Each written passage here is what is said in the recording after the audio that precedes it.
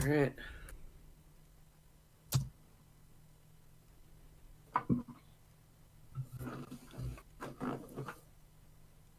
Ugh. At So, everyone, we're getting started. yeah. Send now. Feel bad. Scrub was in here and Yeah, I her noticed internet that. lit. Yeah. I feel really I bad. don't think I changed the stream to public. I think it's still unlisted. It is. Why is it not letting me edit that? Uh, I am going to be blanking out my mic every once in a while just because I imagine nobody needs to hear me blow my nose. That's totally fine. All right. Public. Done. Save. Now people should be able to join us. I always forget to do that. Mm-hmm. Luckily, we won't be playing too many games, so. It's true. I figure we will switch to games after we've talked to the Yeah. anime to death. Imagine you're finally put in jail. Imagine Alright. you're finally put in jail. Sorry. I pulled that up on my phone because I was trying to read the message that my mom sent me. Okay, And Twitter. it pulled up the stream because it literally popped up at the top of my phone. Hello, Pegpuff. Pegpuff Spinal Cord Sword.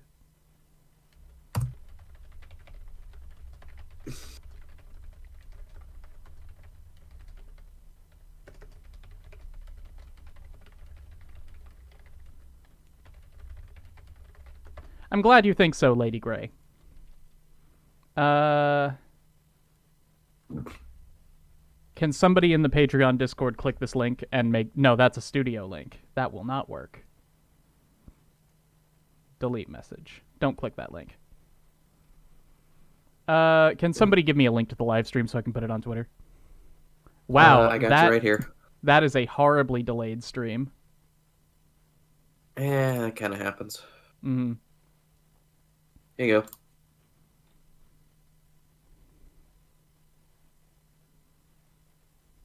Come on. One of the first subbed anime you watched. I'm interested in hearing about the sub. I watched it dubbed myself.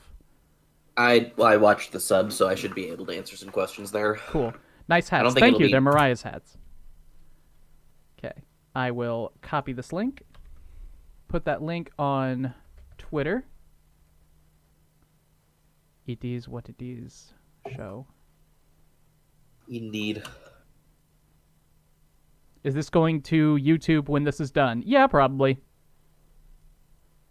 I figure I'll leave these up.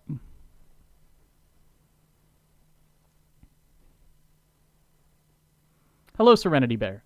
Nice to see you. I figure we'll give people a few more minutes to show up. I know Scrub's internet just failed. Yeah. So we'll wait for the until like context 11:15. of the audience, you don't want just me in here because I'm sick right now. Jackson's so. sick right now. It is a shame.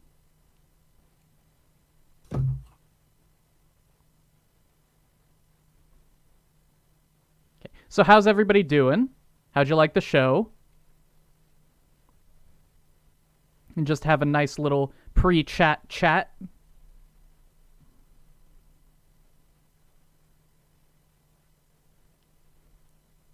Nobody's going to hear that for a good 30 seconds, which is really annoying. Mm-hmm. Let's see if there's anything I can do to fix that.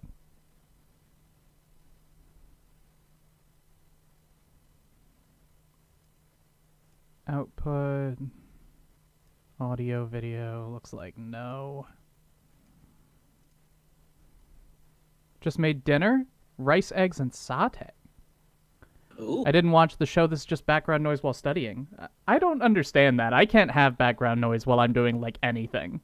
See, I understand that on a fundamental level, but for me, it's like... Because it's especially with people that are, like, very, very ADHD like I am. Mm-hmm. Sometimes you need to have something going on. See, that's what makes it to where I can't have anything going on. Mm-hmm. For me, it's like, usually I'll watch a show that I've watched before, or it's like a very easy show to watch, like... Mm-hmm. My brother used to put on like Pixar movies during studying in high school. I know my girlfriend has had. My girlfriend can't, but I know that um, she used to have on like Queer Eye sometimes in the background. For me lately, it's been that '70s show because I've been kind of doing a rewatch of that. But there's a point in the show, like I remember most of it, so Mm-hmm. it's it's usually stuff that people have seen before that kind of become a comfort show that you can start doing it with. Mm-hmm. Justin asks, how's it going? It's going well. Going real good. Had myself a nice sleep. Slept really well. That's Had a good to hear. terrible dream. Somebody killed my cat. It was an awful dream. Oh man, that really is an awful dream. It really was. Yeah, that dream's a dick. Just nothing but badness in that dream, but I slept great. Yeah, that's good. I think I've even had nightmares about my cats just like disappearing, and that's been enough to qualify as a nightmare. Mm-hmm. All right. It's 11:15, so let's go ahead and get this discussion started. I know we started a little late. I'm sorry. I was having a problem with my streaming software, but we're here now. Welcome, everybody, to the first monthly Explanation Point Anime Club discussion. I am here with Jackson. Hi, guys. Jackson says hi, everybody. And Scrub will be here soon, I know. And other patrons are invited. They might join whenever. But today we're going to be talking about Yamada's first time, known in Japanese as B-Gata H-Kei. Does anybody know what that means? I did a little bit of a Google research on it. From what I understand, it's the B-Gata. I couldn't find a lot of definitive stuff. But the H-K is like kind of supposed to sound like ecchi, which is it literally means sex in Japanese. H is pronounced ecchi, the letter. I don't get what the K part is. Yeah, I think it's if I remember right, I had a little link on it. Let me see if I can find that real fast. B-Gata is her bra size. Yeah, no, I can Sure. also see that. Mm-hmm. If I remember correctly, Welcome, Laura. B stands for it stands for a word that essentially means rampant. Mm-hmm. So it's like all these individual things that people are saying, but it's also as a phrase, it basically means rampant pervert. Yeah. Or like rampant sex addict. Mm-hmm. A multi-level pun. Yes, which very common for the Japanese. Yeah. I do want to point out. Let's see. Turn that off. Is that the right screen? Here it is. I'm looking at the right screen here. Mm-hmm. Yeah, yes. All right. So on a certain... Sorry, I've resized my camera to the wrong size. I'm terrible at this. All right. Hey man, this is your first time doing like actual camera streams before this, so... I guess so. I've had my camera on for the last few game afternoon streams. Right, but this is the first time you've ever had to mess with it. And well, thank you, Jackson. I'm very happy to have your support. We all got to start somewhere. Anyway, on a certain anime streaming website of ill repute, there is the still image that shows on the video player before you clicked play is one of the most horrifying things I've ever seen. It's an in-between still from the OP. Oh my. Look at this. Gosh. Oh gosh. Hang on, I'm waiting for the Look at this. To catch up. Yeah, Jackson, I know you can't see it yet, but holy crap. That's the shape of her body there is a Rob Liefeld drawing. I didn't even notice that she was all twisted and cracked. Mm-hmm. B-type H kind. All right. So kind of back to that. I found the statement that I looked at. It's the official meaning of B-Gata H-Kei is that the B stands for bozu, which can be translated to a rampage, and H stands for hentai, which is also known for perverted behavior. Tell me more about like this hentai that you speak of. I will not be doing that. All right, might so have children Yamada's in the first time, an audience. anime from 2010, I'm pretty sure. Just an incredible story. One of my favorites. It's hilarious and bold and really damn stupid. It's great. It's got some really fast paced comedy, and it does a really good job of Why kind of can't high poking. schoolers buy shotguns on the internet? It does a really good job of kind of making fun of a lot of the very shonen or not shonen, the kind of like bog standard shoujo yandere tropes are kind of Well, like, it does a made great fun job of. making fun of those, but it also celebrates them in a very honest Yes. way. Yeah, I was also gonna say more tsundere than yandere. Sure. She's a bit of a mix of both.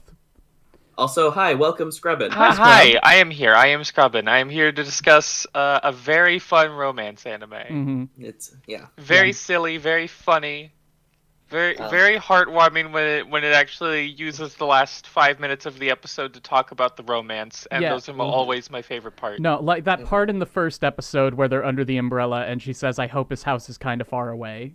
Yeah. Oh, that hits me so hard. That's I think it was phrased a little bit differently in the dub, but or the sub, but same idea where it's just like I think I was like, I hope this is a really long walk. But I thought structure wise, we could kind of do like an easy beat for beat of the first episode, since that's the first thing that anybody's gonna watch, and then Sure. from there we could just kind of do some generalizing about like some of the bigger plot points and character stuff and all that. I'm not gonna remember beat for beat anything. Well, luckily, there's this wonderful thing called Wikipedia.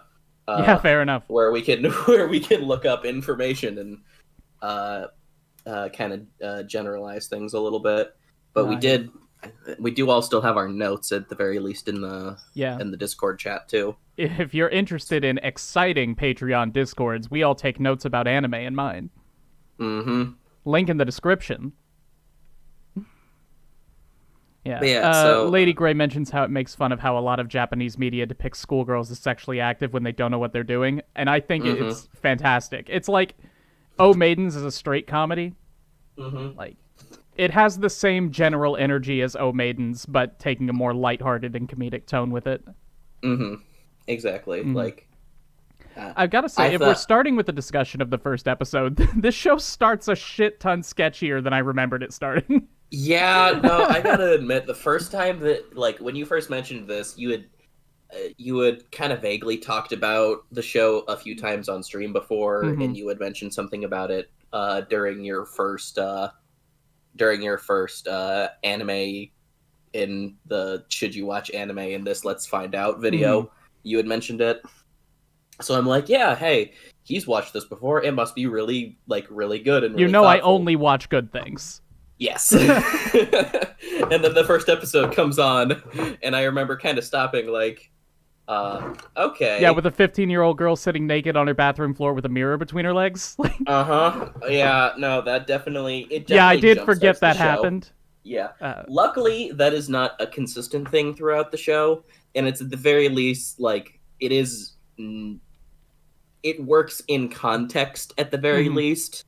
No, I that's was actually, the thing. when it comes to the first episode, I was more I don't know the right way to phrase it, but the dialogue used for scenes like that I found very interesting, because just the way she describes I guess it as weird definitely struck a chord with me, as like, oh, that's a lot of people's first experience with their own body. Is just they just naturally assume, oh, this is the taboo part, this is weird, I look weird. And that whole, like, do they all look like that mentality? Which I can't imagine that she actually has. And it is kind of fun looking at a show that is like, hey, here are these children who have never fully experienced any kind of choose your words sex so before. carefully, Jackson. They've never experienced a lot of anything before, assuming that this is how how it works, because like, you know, it. I thought it was kind of a fun allegory to the way that like that how sexual education kind of works in the United States, and when it's like not done properly, the kind of assumptions that can come from it. Because I know, like as a horny teenage male, I had a lot of assumptions that turned out to be wrong, and that's kind of the bread and butter of this show. Is this girl who thinks that she's like, I've been so popular the past few years, and now I'm finally gonna like do all of the sex things that I've always heard about in like manga and TV and stuff like that. And then anytime, like throughout the entire show, anytime anything sexual comes up, she immediately gets flustered and wants to stop, because that's how it works when it's not properly conveyed. And I'm not sure how I feel about that. Like, part of me says, all right, this is a really cute show about this girl who has all of these ideas about what she wants out of life. She says, I want to have sex with 100 guys, and I'm just going to go out there and rock it. And it's going to be fun and fancy-free, and it's gonna be no easy. strings, and easy. And then it becomes what it actually is, which is a medium-burn shoujo romance. And part of me just thinks, why not just let her do it, right? Like, is this... It feels... I don't want to say slut-shamey, because it's very good about not being slut-shamey, but it feels a little... It feels like it's putting that concept in a box and saying, this mentality is bad, this is the good mentality that people should have. Which, that is not a discredit to the show. The show is incredible, and it does what it does very well. It's just, I always have this thought at the back of my mind, like, what if this show were about her quest to bang 100 dudes? It would be so different, but if it kept that same energy, the same awkward character writing, the same like snappy, fast-paced comedy, and that same non-judgmental attitude that it has the whole time. I feel like that would be an incredible show in its own right. I don't think it has to go the romance route to be good. Right, but I think that's like... I think that's kind of the idea where it's... like you said, it's very good about not being slut-shamey, but at the same time, definitely imposing an idea of... I wouldn't say imposing, but it definitely embraces the idea of monogamy, which is like it's very common in just about every single culture across the entire Earth. So yeah, which is fine. There's no problem with that. Yeah, but there's also no problem if you want to sleep with 100 dudes your first year of high school. But well, there probably is a problem. Just that in itself is not a problem. I mean, the main idea that I picked up on was really just like, sex is dumb, romance is way cooler. Sort of, yeah. I definitely got sex is dumb, but I never got sex is bad. No, yeah, it's not bad. It's just making it your whole personality is dumb. So I think we're talking about a lot of our main thoughts, though. I think we should at least like give a general description on what it like the show is about, and why we all watched it. I mean, we all watched it recently. Everyone in the chat watched it, right? You guys did your homework, guys? right? Is that so, right? Chat? Like, I feel like if people are coming to this stream without having watched Yamada's first time, they don't care. Like, they're just here to hear us talk about it. Yeah, I get that, but at the same time, like allosexual. I always forget that word. Like as an ace guy, I feel like a bad ace guy for never remembering that word, but it doesn't stick. It doesn't stick in my stupid ace brain. Think of it as aloe vera. Why would I think of it as that? I don't know. What's the connection? There's a lot of there words. isn't one. It helps, though. Well, okay, Laura says, I mean, I sure did like 9 years ago. Yeah, and I don't know what that means because the chat is so far behind. Yeah, no. Yeah, chat, if you could, like, give a little bit of context to your comments, that would be great, because you are actually, like, a full minute behind. Yeah, no, It's okay, chat. I'm keeping up. I think she's saying that, like, she watched it, or they, but, like, there's a lot of context that people are adding, so that's why I would like to give context to, like, at the very least, people that watched the show and need Detective is saying he's that they'd like a recap. So, like I said, we should at least talk about the general plot. And since it's your channel, you can, or one of us can. It's up to you. The general plot is that there's this girl, Yamada, no first name, who has just started high school, and she's decided that her goal for high school is that she's going to have sex with 100 dudes before the end of high school. She sets her sights on the first one, Kosuda, whose first name I forget. Is it Takashi? Takashi Kosuda. Because he is this plain Jane, lame, nerdy guy who has clearly not had any experience before, so he's perfect for her entry into the erotic. And the entire 12-episode run of the show is her trying to bang this guy and slowly falling in love with him. Mm-hmm. It's hilarious and snappy and really heartfelt. And while he's also navigating his own personal growth of feelings toward Yamada and his own more or less sexual awakening, because he's definitely some bland oatmeal for sure, but not an exciting man. Yeah, in a way that's not like the character is written badly, because the character's really well. It's just he's just kind of a guy that's there in high school. Like, people like that exist. He's got he's got guys do exist in interests, high like school. Photography, and I need to talk about this because we're on my boy Kosuda. We need to talk about how he's not a wet paper bag when it comes to sex, okay? Like, I don't mean like actually the act of doing it. I mean just the discussion of it, because every single dumb anime boy, the trope is that they hear the slightest hint of a vagina and they run, they bolt. Or the very common stereotype of, like, anytime sex comes up, they get really, really pervy, and then their nose bleeds out really badly, and they go shooting across the room. No, because it is just like he likes this girl. This girl likes him. She prompts like, "Hey, we're both high school idiots. Do you want to do it?" And he's just like, "Yeah, okay." Like, he's flustered by it, but like, he's a genuine human being. Like, by the end of the second episode, I don't remember if it's the end of the first or second episode, they end up in a store, like a school storeroom together, because she's fully planning on like pulling the big move on him, and she gets really flustered and just lifts up her top to show like her, like, that part of her body. It's more than lifting it up. She like breaks it apart like the Hulk. Yeah. Just pulls the buttons off. She like fully bears her top half, and no, she has a bra on. Well, yeah, she has a bra. We're not gonna see nipple. Yeah, not until the last episode. The last episode. Yeah, we want to. We'll get to that.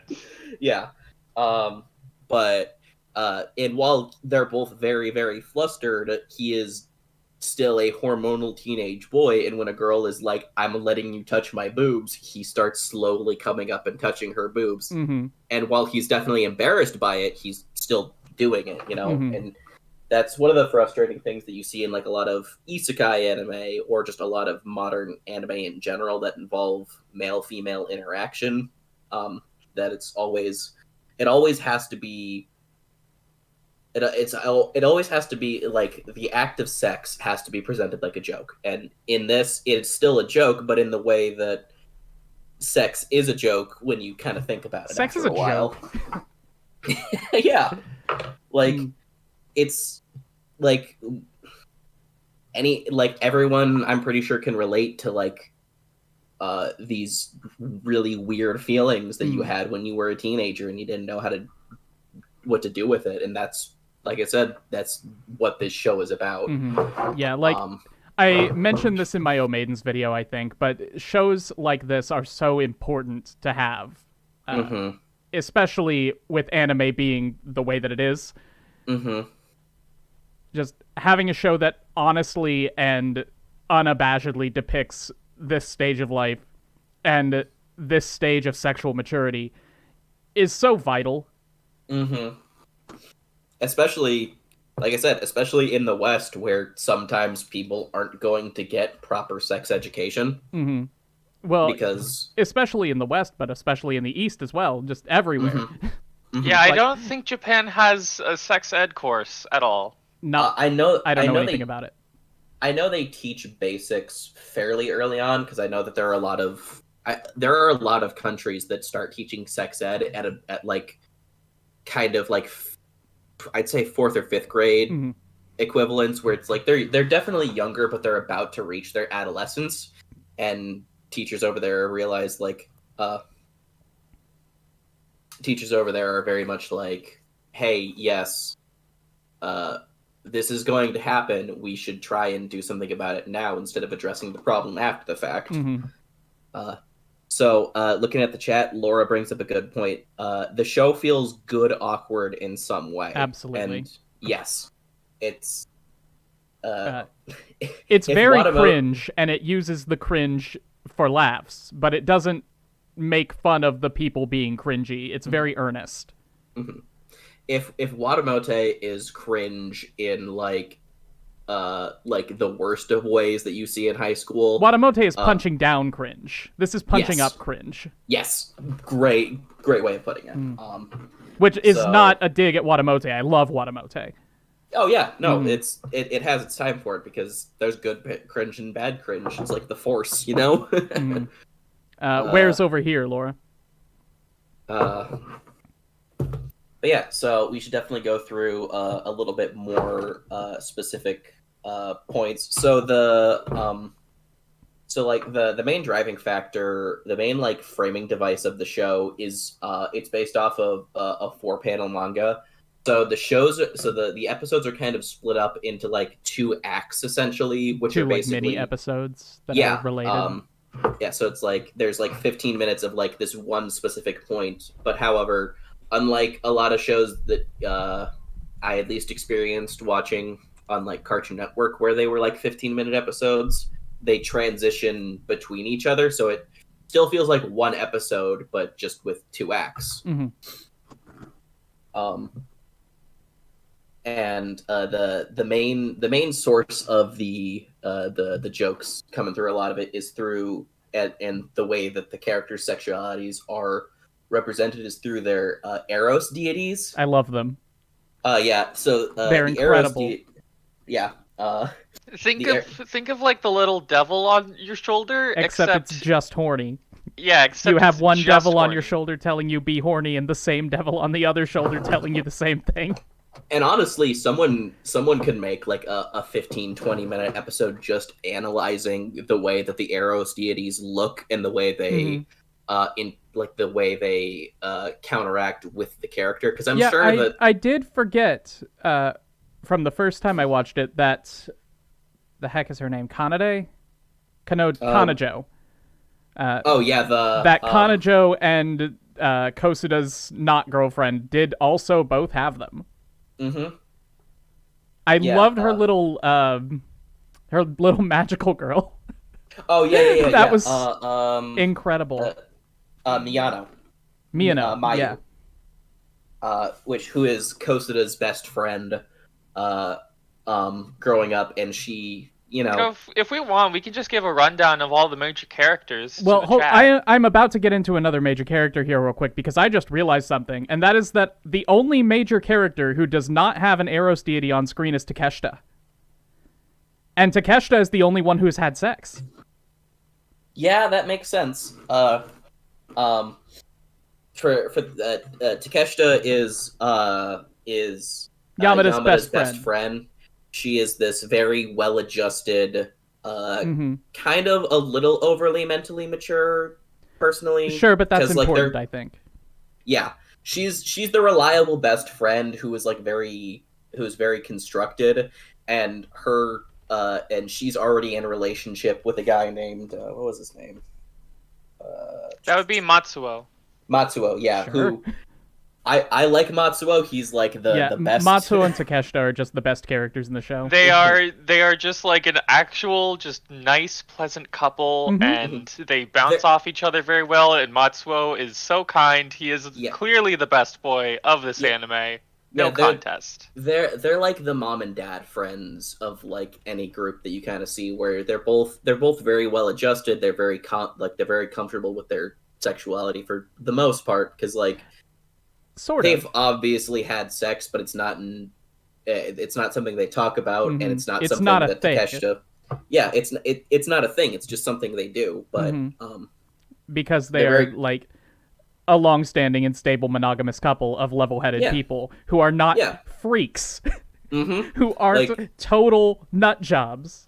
like almost everybody else in this show, Mm-hmm. including a few other of Yamada's friends that we see that are their background characters. But there's this which one was it? Is it The monkey one, Misato, Misato. Yeah, the monkey one. who is this she's like Yamada. So Yamada throughout the entire show is very sex obsessed. She is very much trying to she's very much trying, but she's also very very attractive to a lot of the characters on the show, because she just has that anime girl figure. Mm-hmm. But paralleling that is Misato, who is her best friend, but she's basically like, how do I say this? I think the best way is just to read her. Oh, Jackson's gonna recite for us. Yeah, her The best Wikipedia, way because to describe her is just a blobby gremlin creature that has no idea what she's doing. she's very small. She is very very petite. And so she's No, it's like if you guys have interacted with Critical Role Campaign 2 at all, which I know probably like 5 people in the chat have, she is not the brave, but instead of shiny things, it's penises. Mm-hmm. Yeah. Very. But I do appreciate that, like I said before, she's just a blob. Mm-hmm. Mm-hmm. Like there's nothing. Thank God there is nothing like attempting to be like sexual about her outside of her just like wanting sex, and I don't even think she knows what it is. No, she's another example of the great writing of the show, because her whole thing is that Hello, she is Tino. the most sex obsessed character in the entire show, but she herself is the opposite of sexualized. She is always the butt of a joke. That's really interesting that you say that, Scrub, because you've been very positive about Yamada pursuing sex this whole time. What's the difference? Yeah, that is a very good question. I feel like I understand that I forget her name already. Misato? Yeah. All right. I understand that Misato is drawn with a specific look, but she is. I mean, that definitely is the main She is reason. a 15-year-old girl just as much as Yamada is. But I think the other main reason is besides her best friend, Yamada is very she doesn't shout it out like Misato does. Mm-hmm. Mm-hmm. She's very not No filter. introverted, but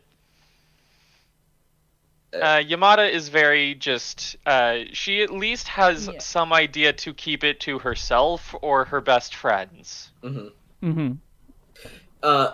So Misato is Yamada without the filter, because Yamada is like very attractive, and she knows she's very attractive to everybody that's at the school.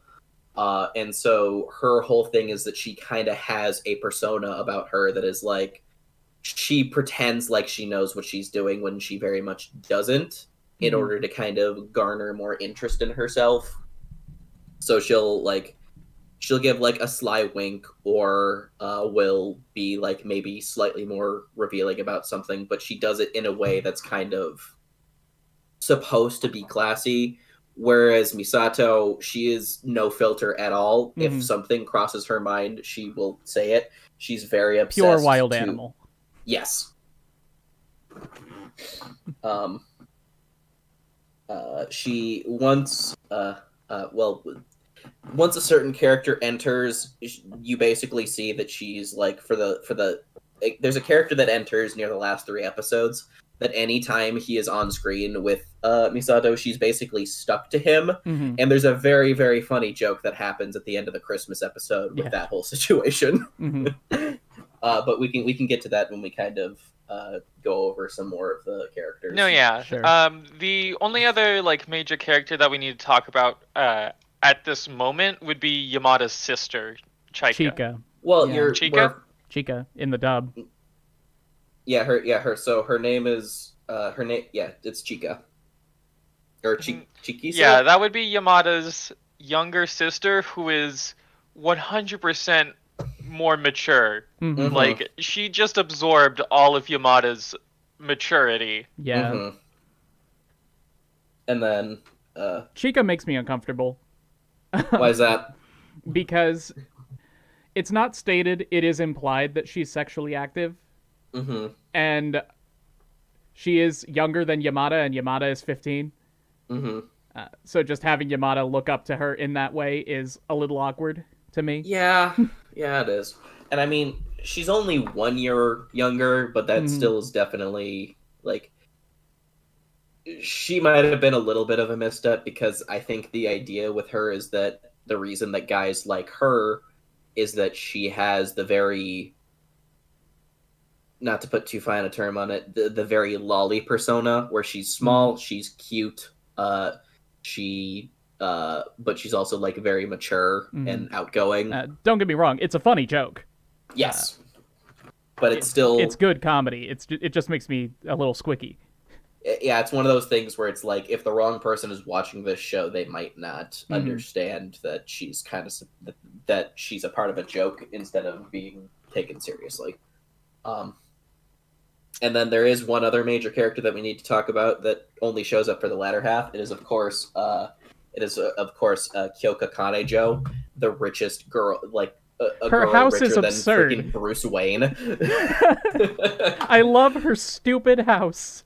So near. Are we talking about my favorite character who Your laughs from her favorite character? who laughs from her wayside school ass castle? Yeah, so so through about halfway through the series, so the series kind of progresses, and it's just Yamada and Takashi,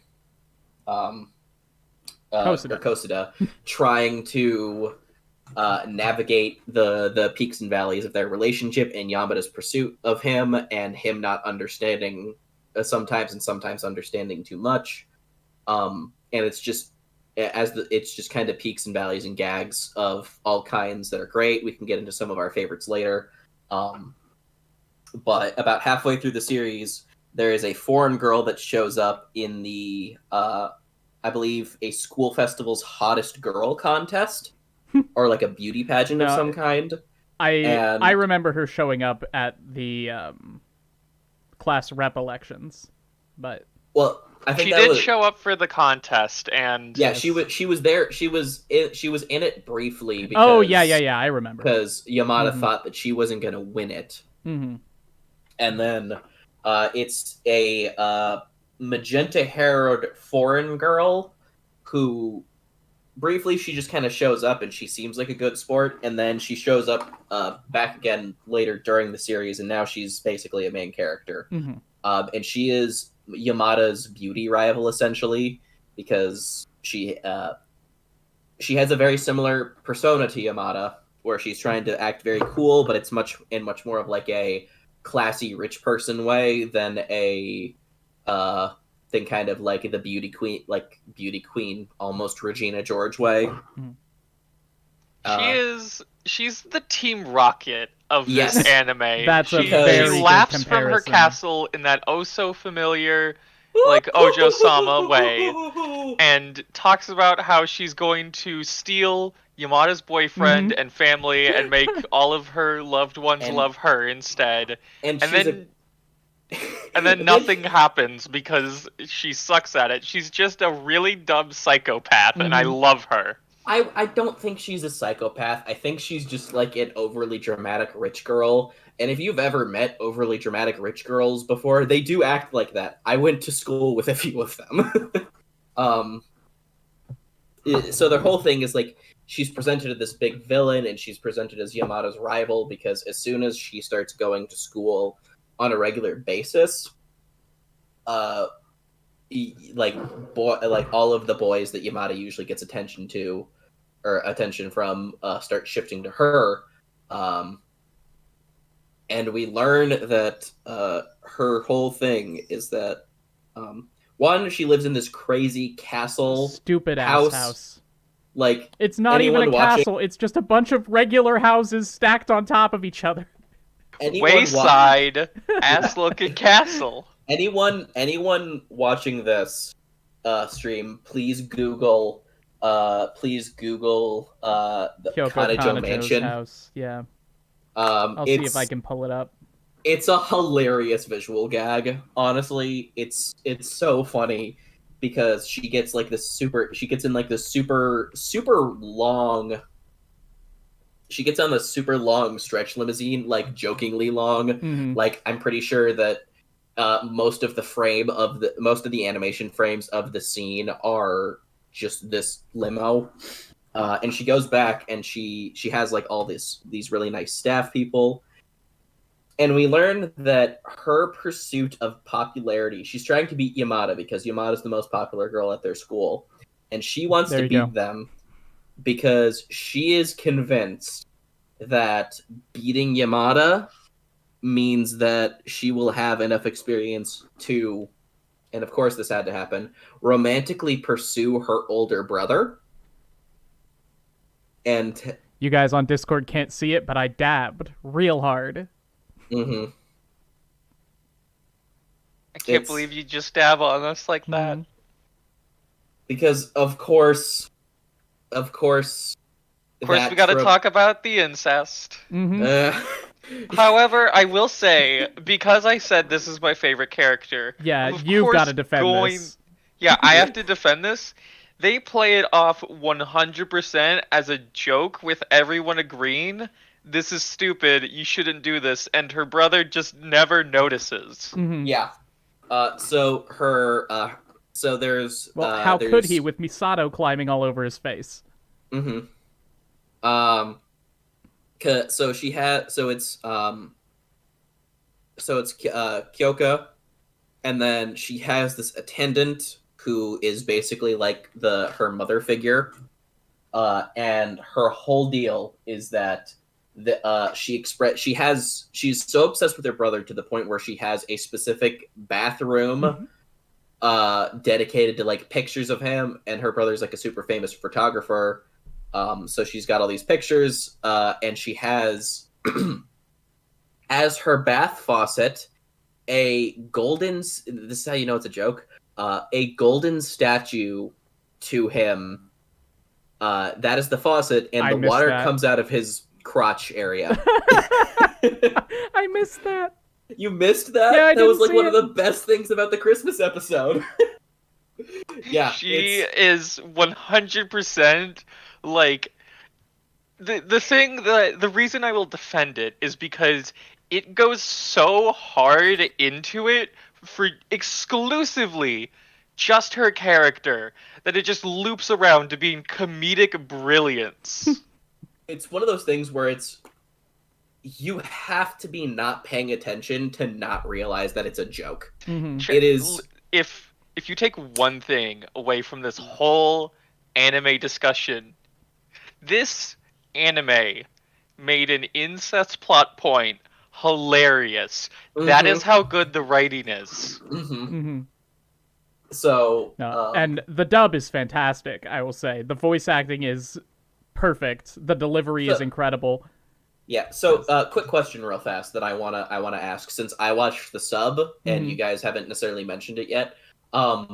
In the dub, does the words "cherry boy" come up at all? Yes, they say it every time, and they never explain it. Okay. I mean, I get why it's cherry boy. I think we all know. Most of us should know what that means. I hope, or at least you can imagine. But it's it's pretty self-explanatory. Yeah, but it's Tessie draws. What did I walk in on? We're talking about a really good anime. Hi. It's the title of the stream. Yes. But yeah, so she comes in around I think episode 6 or 7, and she proceeds to be like the main antagonist for most of the plot of the rest of the show. And it's a very and so it quickly becomes her trying to do some kind of Team Rocket-esque nefarious machinations, and everyone basically ignores her attempts, or she's taking too long to figure it out while everybody's else's lives are still happening. So, and so she's like, she becomes the antagonist, even though much more of a threat to Yamada's pursuit of Kosuda is Miyano. Miyano, who is, like I said before, Kosuda's best friend. She's not really a And threat because Kosuda doesn't look at her twice. Yes, but I meant that, and I should have said that Yamada sees her as a threat because Miyano is the character that very much embodies the typical like almost 50s housewife, where she's very kind, she's very soft spoken, she's very very good at cooking. She's always cooking something. And Hoinkin Badoinkers Oinkers. Yes, she does have the hunkabalonkalonkas. As one does. No, Kanojo isn't. I was going to ask, is every girl in this show canonically an F-cup except for Yamada? But no. Every important girl. Every important? Because Takeshita is, and Miyano is. I don't think Kanojo is. Kanojo isn't. She's a C. It has all of their cup sizes in the OP. Yes. I didn't notice that until like episode 10. I didn't notice that either. I just kind of skimmed past the opening. It's a very nice opening. Oh yeah, I'm a sucker for when the characters sing the OP. Yeah. That's my favorite stupid trope. It's a good OP. It's very catchy. It's very bubblegum pop. The one thing I was as someone who watched the sub, I couldn't get. I think I forgot to check. But I think that the OP or the voice actors in the Japanese are the same as ones from what was it called? Familiar of Zero, because the OP sounded very similar to the one from that, or at least the singer did. Well, I'd say we could do that for Anime Club, but that show technically has 4 seasons, even though they're all labeled differently. So, yeah. Okay. So, do we all just want to talk about, like, our favorite gags from the show, and then we can kind of wrap it up with talking about the gags. I mean, we can go over, like, the episodes. We definitely have time to just go over the episodes or whatnot. At least in like a short form way, yeah. I'd be down for that. So I'll pull up just so I can make sure I have things listed off. I can pull up like an episode list that has like little descriptions. Pulling one up now. Yeah. No, this is the manga. The manga doesn't have episodes. Why do you guys think we never learn Yamada's first name? At first I thought it was going to be just like an, because the target audience seems to be like, young girls trying to figure themselves out with this anime. I thought that it was just for self-projection, but that was my first I'd almost say Yamada's too, like, established for that. I think that it's just supposed to be like about Yamada's character, because her whole thing is that she has this persona about her at school where like she makes everyone think that like she is like super into sex and is like the sexiest thing out there, and she's super hot, and she's just like she wants to have this persona to her. So I think her just referring to herself as Yamada is one of her ways of doing that. and even if it's just one of those things where it's like, if we think about it in the context of the show, if we're characters in the show, we're talking about the same thing. We're just like, hey, what's her first name? What it gets more people talking about her, essentially. True. That's all I could really think of why we never actually learn what she goes by. I did just look up her Wikipedia article, and the name Yamada. I knew Yama meant mountain, but the da part means field or rice paddy, which is imagery. I see. Okay. A mountain of rice. Mountain plus field. You know. All right, so I have the episode list. So, does anyone in particular want to go first, or I can kind of do a general description of the first episode? We can go through the first think we episode. banged I through honestly the first think episode. that the first episode is almost like, it's not like a lot of first episodes that try to hook you. It's just kind of, we establish the thing. Let's just have it be very slow paced. It's I a have pilot. a lot more to talk about the gag stuff later. It's a pilot. Sure. We haven't talked about Kosuda's sister, also named Kosuda. What is her name? Kazuki. Kazuki. So, Kazuki Kosuda is essentially Kosuda's mentor through a lot of the show. She's also good. So this is something I was gonna bring up. So we're skipping ahead a little bit to episode 4. So there's this moment in episode 4 where we learn that Miyano got bullied as a child, and someone stepped up and saved her. And initially, I think in the story, we're supposed to think that it's Kosuda. But then we see a scene later where she's sitting down and hanging out with Kosuda, and she's telling the story. And he has no idea what she's talking about. Yeah, and then Miyano walks in, and she's wearing the same outfit that the person that protected, not Miyano, Kazuki, walks in, and she's wearing the same outfit of the person that saved Miyano, and like her heart skipped a beat, and she blushed, and I had thought that like that meant that they were doing away with the stereotype of the childhood best friend, and instead she had a thing for Kazuki, but then they never did anything with it. Yeah, so that was a weird fake out. Yeah, it was. I appreciate a good lesbians, but this was a lesbians fake out. There's no lesbians in this. Like, so sad. I think most things can be improved if you add lesbians. Since I'm working on a script for my life after I got reincarnated as a dummy head Mike one morning, I'm not sure about that. There is lesbians in dummy head Mike, but doesn't make it any better. Yeah, that's fair. I'm so sorry to hear that. No, it's all right. Terminal? No, I'll be fine. Don't worry. But if it is, I'll get reincarnated as something strange. Don't you worry.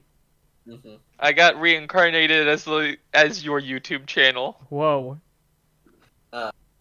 Kazuki is also a good example of the way that this show like handles sexual maturity, because like we said before, the only like incest plot point is involved with the Kanajos, because one of the Kanajos.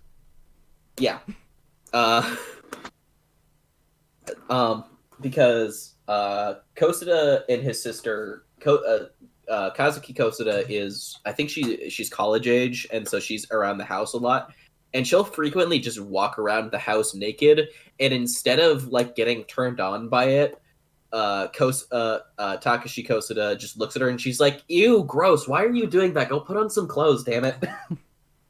Like it handles it doesn't make it so it makes it so the characters aren't which is really cool, because it's the same kind of thing with Takeshita, where the show has all of these exaggerated mentalities that it plays off for jokes, but it also has a character who's totally normal. Like the same kind of relationship, but it's not hyper animalized. Which is it's a normal sibling relationship. Just really cool and also important. Mm-hmm. Like, from a storytelling perspective, it's really good to have that contrast. And it Mm-hmm. also grounds a series that could so easily go off the rails, Mm-hmm. both shark jumpingly and morally. Oh yeah. Let's see. Got an episode list. Yeah, so I Episode got 2 is the pool. They go to the And wait. pool. Yamada's like, hey, he's going to see me in a swimsuit. I'm so sexy. I'm Yamada. He doesn't like heights. They go on the water slide. They go on the highest water slide like 50 times. Poor Mhm. Kosuda's out here dying because he's terrified of heights, but he just keeps going along with it. One, because he's a towel boy. The other is because He really he likes just Yamada.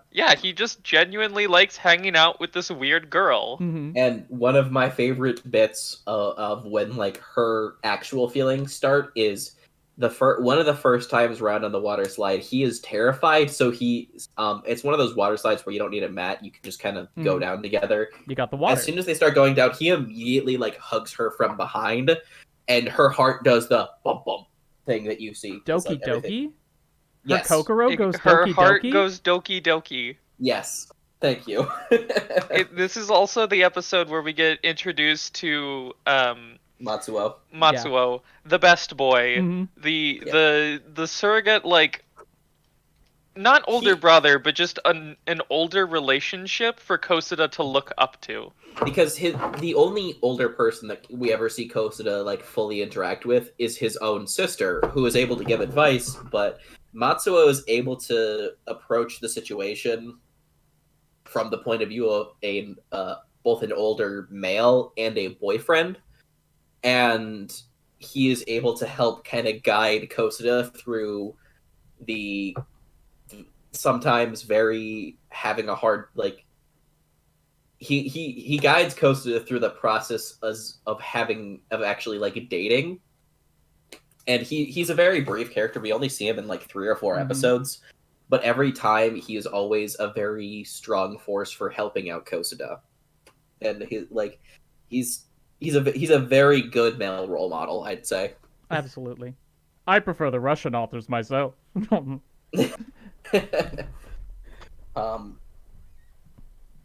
What a dude. Yeah. And that the second episode is also when The episode where Miano's introduced. Yes. She initially is not in the same class, but then gets transferred to the same class, which they're in Class H, which, like we said of course before, they are. Yes. Everywhere they go, like everything surrounding the characters is a sex joke. That jingle for the condom company. I don't know why it tickles me so much. Every time it plays. So the consistent condom company that we see throughout the show is Oni brand condoms, and it's pretty good. It's pretty funny. It's just a picture. It shows up in the most unexpected places. Like you're just There are hanging signs out, for it having everywhere. You're just hanging out, having a good time, and then all of a sudden during the sports fest, we'll get to the sports festival. We'll get to the sports festival. It's like oh my god, we will get to that episode. It's like if you were just driving, across the highway or something, or like you were going through a city, and some storefront randomly had a sign promoting that they have Trojan. Which is not something that is very common around here. Thanks. Good to know. Yeah, and literally every commercial break we hear has the ogre brand condoms, has the ogre brand condom jingle. It's a good running. It's a good gag. bit. It's a good bit. All right. Episode 3, photography club. They're in the dark room. He touches her boobs. Doesn't know that he's touching her boobs. Yamada runs out of the room. Because she likes it, but she's also like, I don't know how to feel about this, and I'm flustered, which is very accurate. And also, that's Blazing Cultural. The Blazing Cultural Festival is when we meet Kanajo.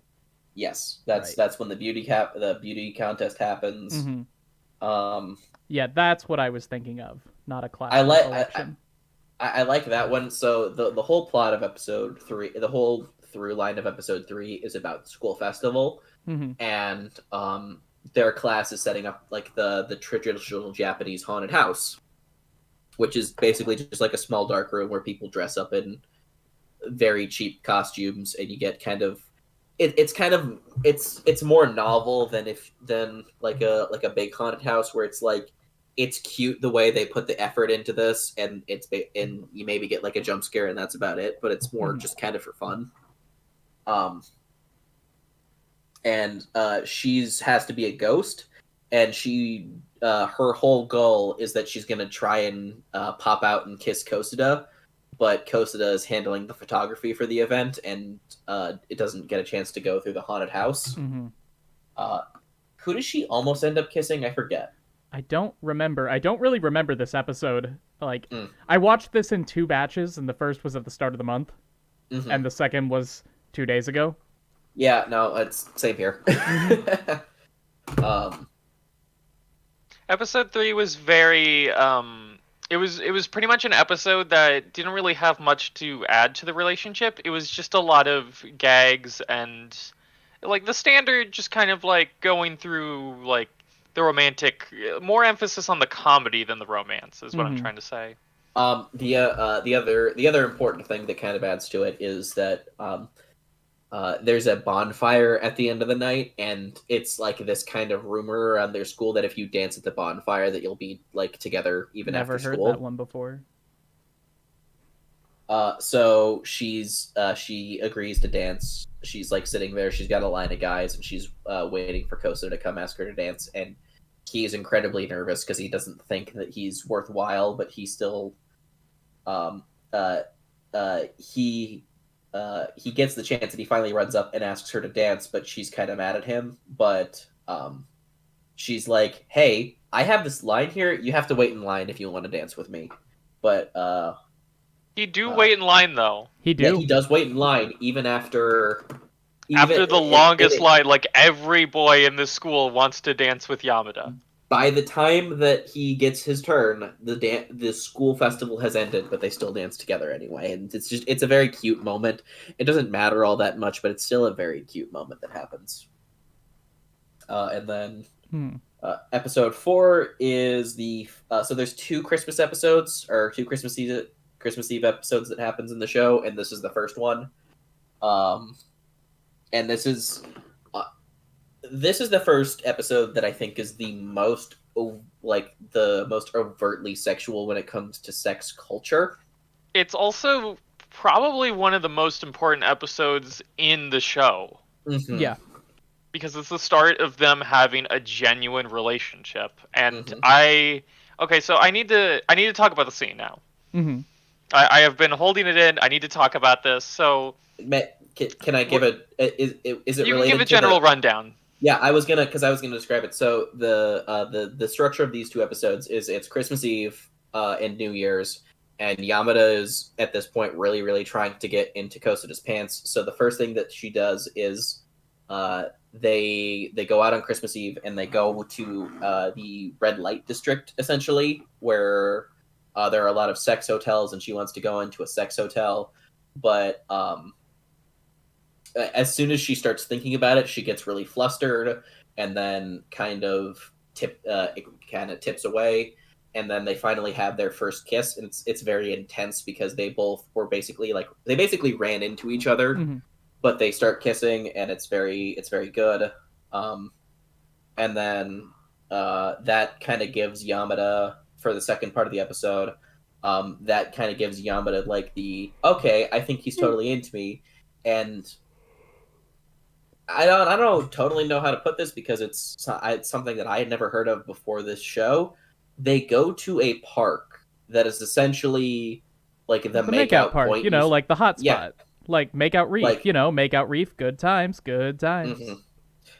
But I the don't think idea it's a of the- specifically government designated makeout park. No, it's just some park that it's like the drive through parks, or like the drive-in like cliffs and stuff that you see in TV show and movies. It's like this is where people go to make out and eventually have sex. If the scene that you're describing is or if the scene that you want to do is the thing that I think you're gonna do, Scrub, I think you can probably take over at this point because there's.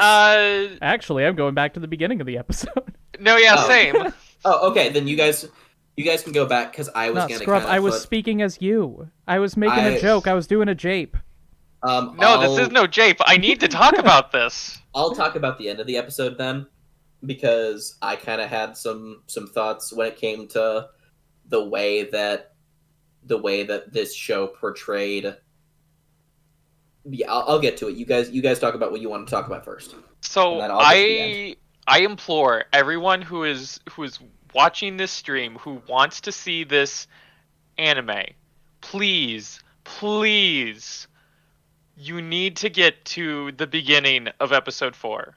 Going back to just Yamada just trying to get through all the love hotels, trying to pick out one, and then she sees somebody else come out, and it's just the idea of sex is something that she knows she wants, but she just, it's so foreign to her. It's such a taboo thing that the idea of getting that close to it just sends her off completely, and she gets so flustered that they end up just walking through the whole section. And Kosada just, because he's a dumb boy, dumb baby boy, he thinks that, oh good, we finally made it out of there. And finally, when it's not just about sex, when it's about like genuine connection, is when they have their first kiss. Mm-hmm. Yeah. When we finally get past all of just like the I don't know what sex is and stuff, we have a genuine, great romantic moment. And it's so good. Absolutely. And then they completely flub it up because they're dumb kids, but they finally had that big first step in their relationship. And that's usually like saved for the end of an anime when they have a romance, is when they finally kiss. But that's not the point. They're progressing. You get to see a genuine, like, nice relationship form throughout this series, and it starts with episode 4. And so my kind of thing is it's in contrast is at the end of episode 4 is also so the end of episode 4 part 1 is their first genuine romantic moment. The end of the second half of the fourth episode is about when they start when sex becomes real for them, essentially. Like I said before, they go to this park that it's make-out point. It's whatever you can think of from like a TV show or a movie, even like a horror one, where it's like the idea is if you're taking somebody here, you want to like bang them. Mm-hmm. And so they end up at this park and they're sitting on a bench and they kind of start making out a little bit. And they're both nervous, but there's a point in time when there's a couple that is like 2 benches away that legitimately start having sex right in front of them. Mm-hmm. And the moment that happens and they actually see the way the process goes, and they're like, it's not like graphic. I think that the 2 people still have their clothes on, but like the sounds and like the movements and the way that they're acting immediately makes them break away from what they're doing, and they're like, why are we here? Why are we trying to do this? Oh gosh, this is the most terrifying thing I've ever seen. Is that what that is? Mm-hmm. And that's the point when like I said, they're like they become immediately uncomfortable, but they still try and push through it to the point where like the only thing that stops them is the fact that the park is filled with people with cameras taking pictures of all the people that are having sex. Mm-hmm. That's really messed up. It is. Oh yeah, absolutely. But like plus we also have that reference to being photographed in the first episode. Mm-hmm. When random school guy who shows up every now and again asks to take Yamada's picture, and she imagines him masturbating to her photo and says, "Fuck no, perv." Mm-hmm. And then the second that she actually is having a chance to be in that, be there, she's like, "Oh God, we need to get out of here." And she's photographed. However, like I said, that's the first time that like sex becomes real, and when any pursuits that they have towards some kind of sexual relationship fully starts, because they understand that they're like taking things a little bit slowly. And I do like the build up for it, because the build up until episode are there 12 or 13 episodes? 12. Because the build up to episode 11 is it's a very good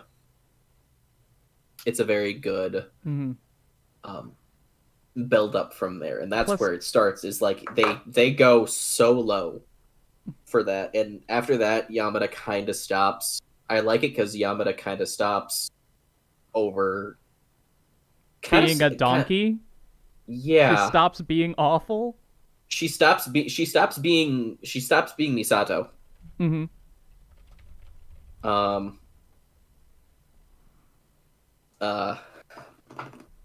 Yeah, it's a crazy episode, and it's I love the camera imagery.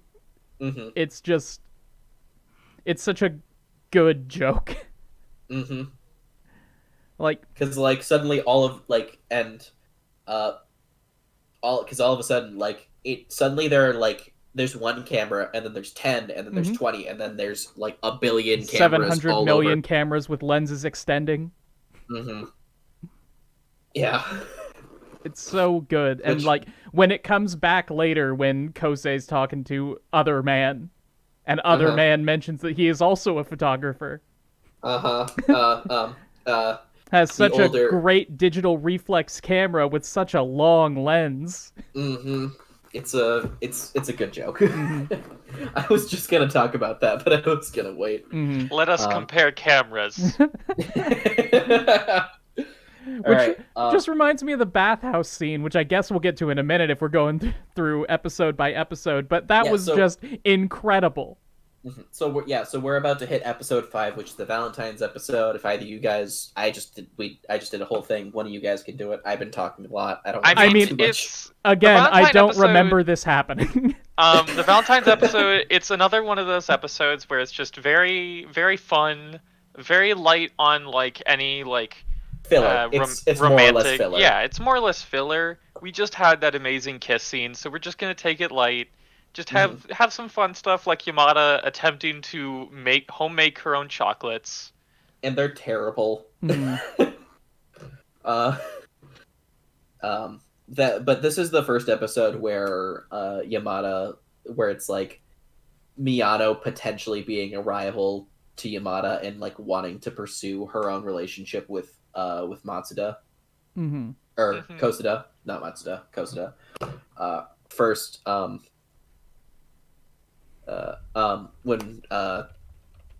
because this is when we learned that Miyano is like this incredible baker, and she makes this like I like me some sweets. That cake that she made looks amazing.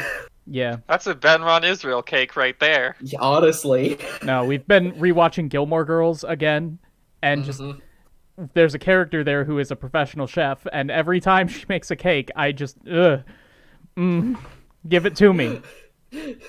Just put it all into my mouth right now. Right now, please. Okay. What's that anime baking channel? Because there's a channel that is all about making food from anime. Binging with Babish? Binging with Babish? No, different one. Binging with Sababashi? Feast of Fiction. Sure. Feast of Fiction. If you're watching this, please, oh God, please make the cake that she makes in episode 5. They're not watching this. Yeah, I don't think they are. But you know No, what? I don't think they are.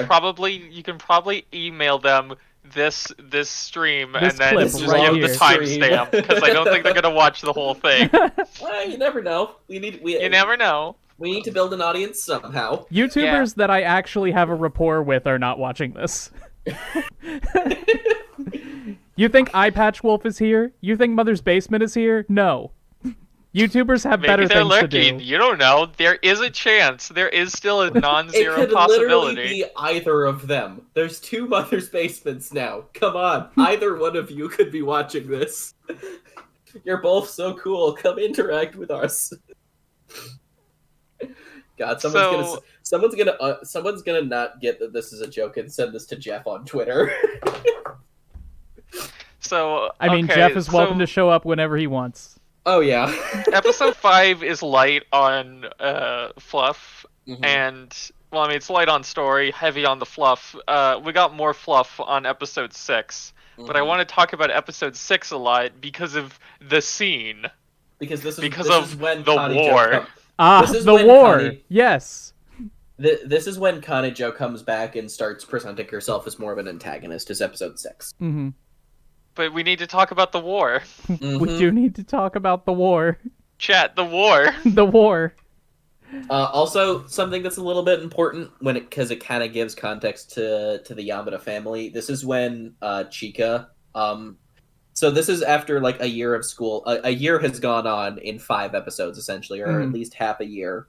And so they're starting a new semester at school, and Chika, Yamada's younger sister, has enrolled, and she is immediately smitten. All of the guys are immediately smitten with her. A little bit more than Yamada, and this is when the kind of problematic elements of her character are kind of shown a little bit more. Yeah, hold on. Because This isn't the episode with the war. no, I don't think that happens until the No, next that was episode. the. Did I get the? Oh shoot! Did I get the 2 confused? Yeah, because this is This is the It- episode this- with the beauty vote, isn't it? yeah, no, that's No. not till later. This is the first episode when we meet Kyoka, Mhm. and she's really intense toward Yamada, and she we learned so this is when we learned about Kyoka's brother as well, because she's in a magazine, and we learned that her Mhm. brother is like an uber famous photographer. And this we get insight to her character, where she was mad that she lost to Yamada in the beauty contest from the last year. And this is also when she goes back to her house, and that we learn that she has a very uncomfortable crush on her brother. That all of her staff basically like, "Man, you need help." Mhm. So that's all that happens, and this is also when the rivalry starts. This is also when the rivalry starts of Yamada makes herself seem more important by saying, "Oh yes, I 100% have a boyfriend, but I'm not going to tell you his name." And then Kyoka's like, "Oh, I'll find out and I'll steal him from you." So this is when the battle begins between them, and that's really all that happens in this Oh. episode. That war. Yes, I see. or is that the war we're talking about? No, I I'm was talking talking about the something- Airsoft I was war, talking the about the campaign. war. Oh, I very much wanted to talk about that too. We'll get there, because that's not this episode. Let's see. So episode 7 then. Isn't it? I believe episode 7. It has to be the camping trip, right? It's the camping trip That's- episode. No, that's episode 8. I'm looking at let's see. No, yep, episode 7 has the war. It's So basically, what the- happens in this episode is Mhm. just the first half Yamada of gets the a episode- gun. yeah, Okay, we have guns. We need to talk. I know we don't want to. We need to talk about the first part of the episode, though. Fine. Do we? This starts ingraining the rivalry between Kanejo and Yamada, where Yeah, they have a swimming they're both- contest, and Yamada Mhm. wins. and then summer break starts, and we learned that the Kosudas and the Miyanos, the Kosudas and the Miyanos have like a family camping trip they go on every year, and Yamada's really upset because she doesn't get to spend any time with Kosuda. So then the second episode I of the do love episode starts. that Kanajo and Chika become friends immediately. Yes. That's so good. Mhm. Because I feel like Kanajo is just usually a good person. It's just Yamada is bringing out all of these awful qualities in her. And Kanejo is bringing out all these awful qualities in Yamada. I'd say she's bringing out these awful qualities in herself, but Yeah, you know sure, what? fair enough.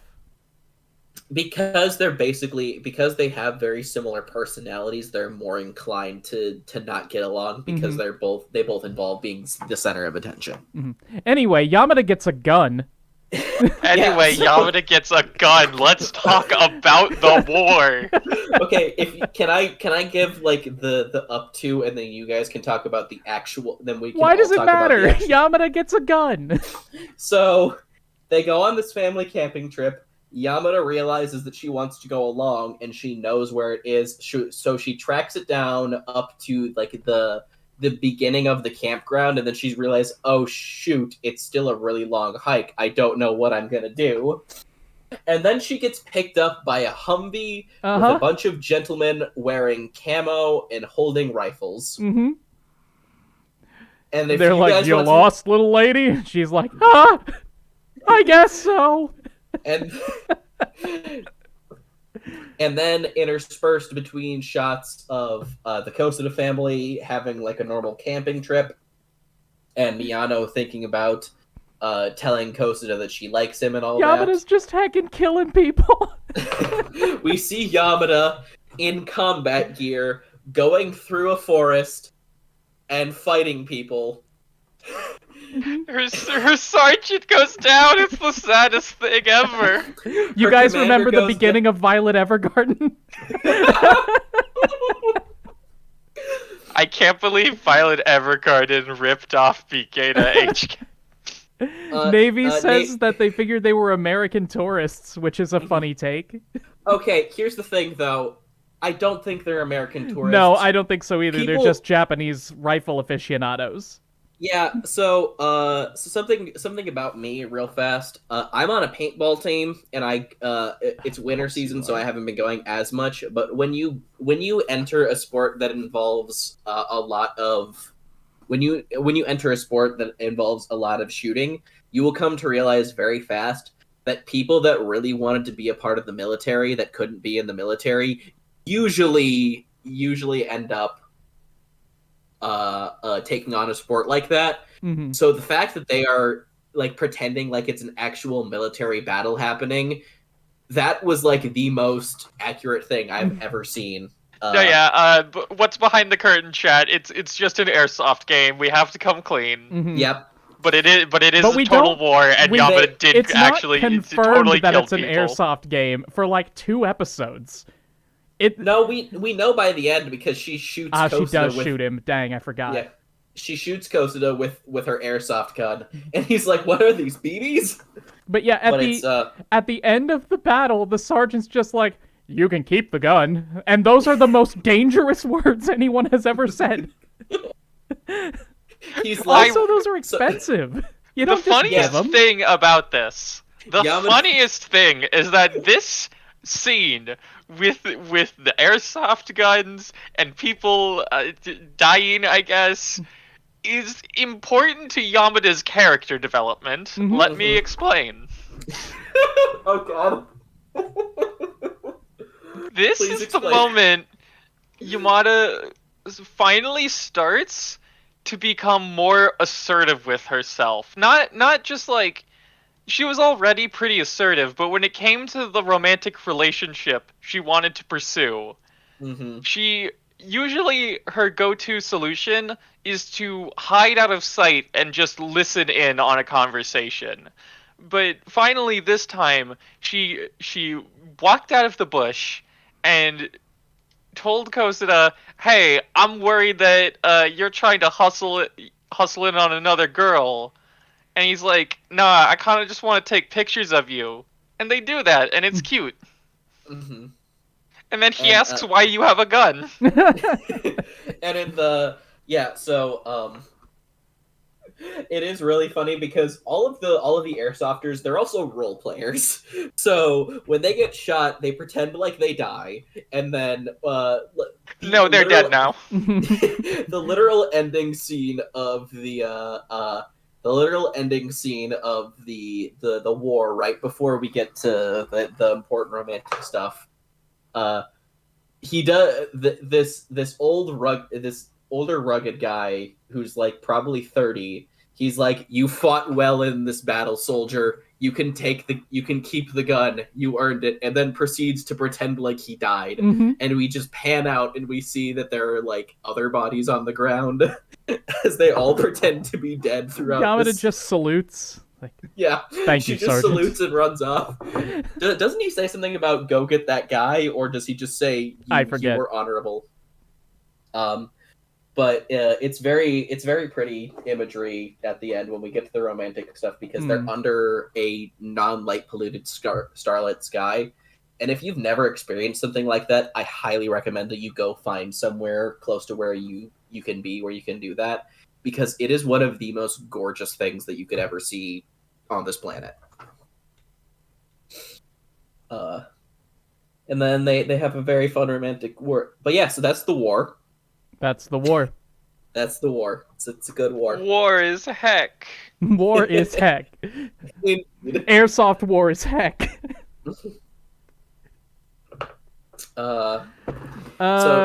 Class trip to Kyoto. Yeah, so they go to a field trip to a shrine. I think I had a note about this that They go on a trip to Kyoto. It's a long tour, several days. Mm-hmm. Yeah, it's another one of the fun gag episodes until the end, and we'll get to that sad little bit. Mm-hmm. So watching that episode, I forget, do they ever say what is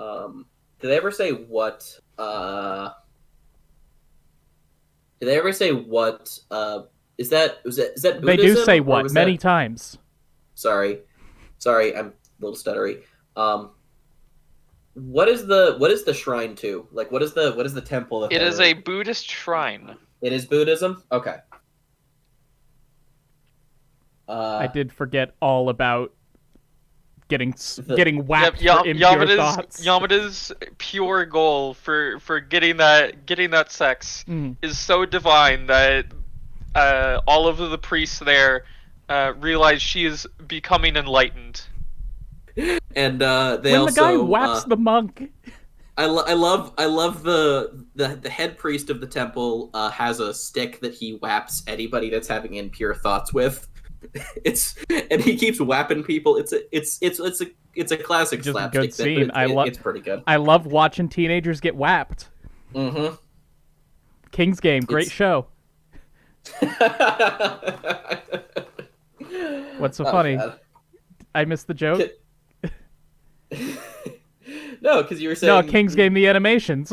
Yeah, it's a show. It's a great show. Yeah, it's wonderful. He's just getting whapped.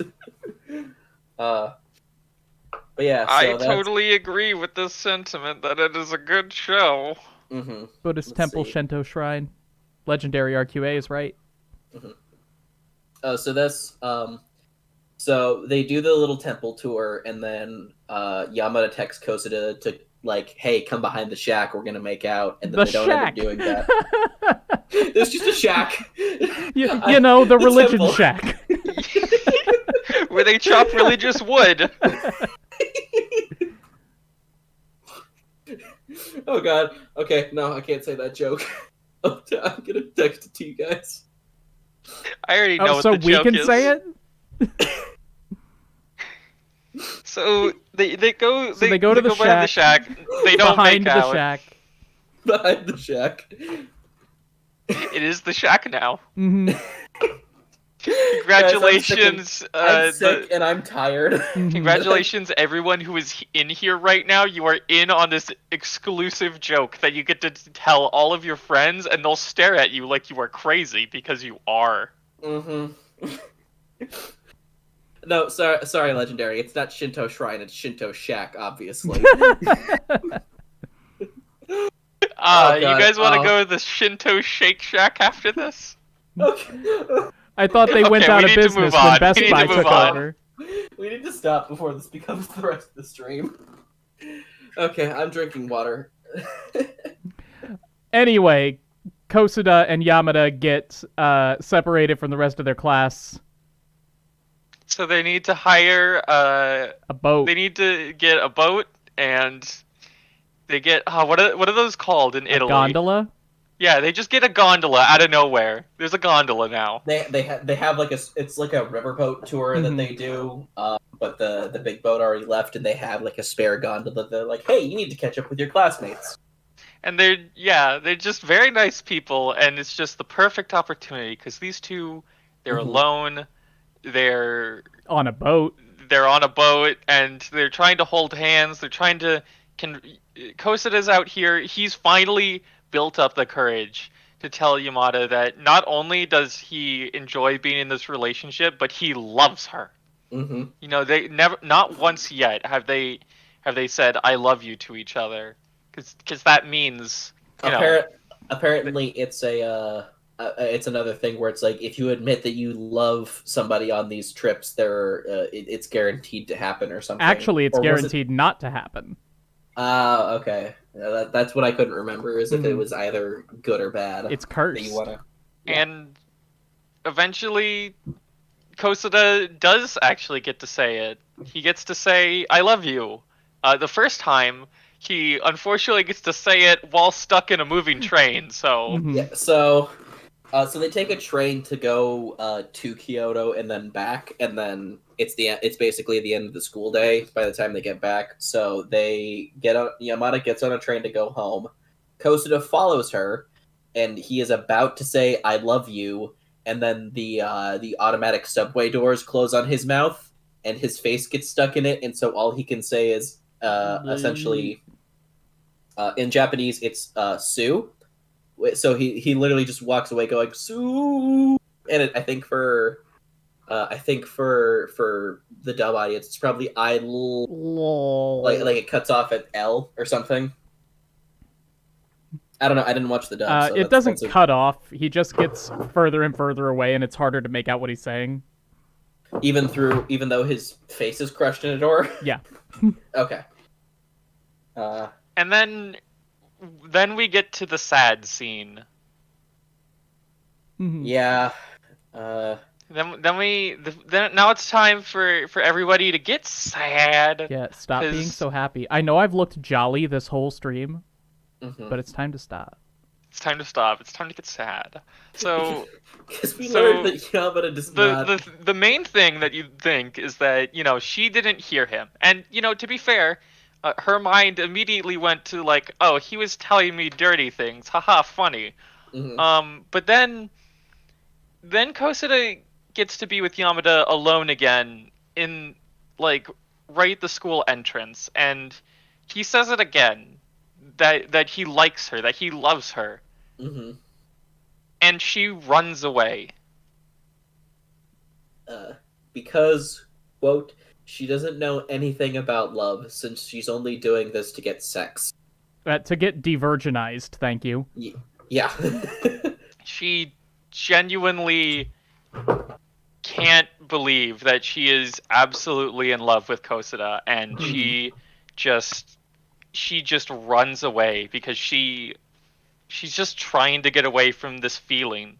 Well, it's a big roadblock to the goal. Yeah. Because it's like the whole series, all of the side characters, especially Takeshita, has been kind of trying to put her on the path that she's like, hey, Kosuda's really nice, really likes you. You guys have a good understanding and good chemistry. Just date him. And she's like, no, I want to have sex with him for the first time. He is only 1% of the men. Yes, exactly. Task failed successfully. Exactly. Anyway, it is sad, but it makes sense. And then that's to end episode 9. Popularity contest. Episode 9. Oh boy. This is the one that I watched recently. This is where I picked up the series again. Yeah, this lately, one makes me so mad, but not for any stupid misogynistic reasons. The first you can talk about this one. I'm going to. The first time I watched this show, I went on a big Twitter rant about this election. So the boys decide they're gonna have a hotness contest of all the girls in the class. And we're finally gonna find out, is Kanojo hotter or is Yamada hotter? It's a tie, and Kosuda gets to cast the deciding vote. But I don't care about any of that. The methodology of this poll is all wrong. Let's get into this. Because each character gets to cast one vote for the girl that they think is hottest in the class. Maybe you think it's Kanojo, maybe you think it's Yamada, maybe you think it's Misato. But you get one vote. The thing is, what if everybody agrees that Misato is the second hottest girl in the class? You might think that Yamada is the hottest girl, you might think that Kanojo is the hottest girl, but everybody knows that Misato is the second hottest girl in the class. She would be in last place. Because everybody is going to vote for either Yamada or Kanojo. And even though everybody thinks that Misato is the second hottest girl, that spot will either go to Yamada or Kanojo, whoever got the next most votes. And Misato will get no votes, because nobody thinks she's the hottest girl.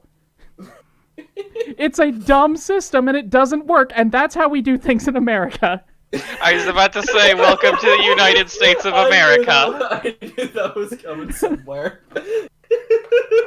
The main point is that we should all be a lot more like Australia. Ranked choice voting. That is how Misato gets her rightful second place.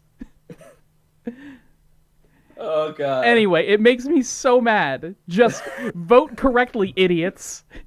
The U.S. voting system also makes me mad, but we have to move on to talk But we about have more to talk important about teenagers Yeah, fucking, right. We can't stay on this because otherwise it's gonna take up the rest of our time. We need to talk I'm about done. Sports Day. I'm done. We're good. You walked in Mm-hmm. at the weirdest time. Yes, you really did. I promise. Let's we're talk talking about Sports anime. Day now. Sports Day. Sports Day. Yeah. Though I will say, this popularity contest thing, it doesn't end up mattering. It's literally just a framing device, because what ends up happening is, in front of everybody, Kosuda screams as loud as he can, "I love you, Yamada." Essentially. And again, this is, she ran away last time, so of course. But now she's at school and she can't. Yeah, and so her next best solution is to avoid him as much as possible. She literally glared at him. He did it in front of everybody, and she glares at him, and everybody's like, "Oh man, this guy's so he thinks that he's so into what a loser." And it's just a comedy of just trying to get away. Yamada and Kanojo's rivalry butts up again about having a boyfriend or not. And because Kanojo's like, "This is Yamada's boyfriend. This is my chance." And then she Does that happen this episode, or is that next episode? That's next episode, because Kanojo's just even asking if Yamada has a boyfriend right now, and it's all the goofy shenanigans until my main man Matsuo shows up. Yeah. So they have the popularity contest. Let's see. Confessed to Yamada public. She was really mad, but she was really happy that she was pleased with it, because she's starting to realize that she really, really does like Kosuda. And then I believe this part of the episode ends with that.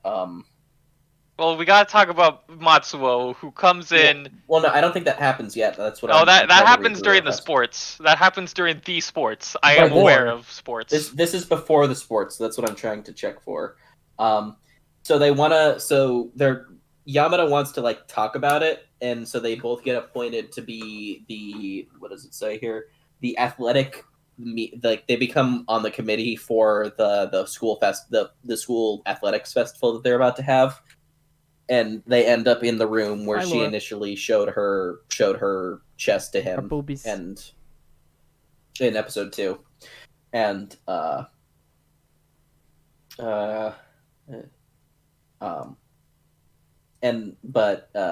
apparently Yamada, this ends because Yamada apparently does end up the winner, and so Kanojo's mad that she lost again. But now to the actual athletic meeting, where there's a cavalry battle, and Yamada fights Kanojo, who is on her own team. Which This is something that I like. I didn't know how much of this was accurate, and I admit it's been a while since I watched My Hero Academia, and it literally took me trying to Google around a little bit to remember. Oh yeah, that the shoulder thing did happen in My Hero Academia. Mhm. So I had no idea that was like a thing. I thought that might have just been that's a that real show. weird Japanese sport. Mm-hmm. Yep. Anyway, there's a big sports festival, and Kanajo's brother shows up and starts taking pictures. And going back to camera imagery, Kanajo's brother has a very, very nice, like camera, long lens camera. Mm-hmm. And much longer than Kosuda's. Thicker and higher resolution as well. Much longer.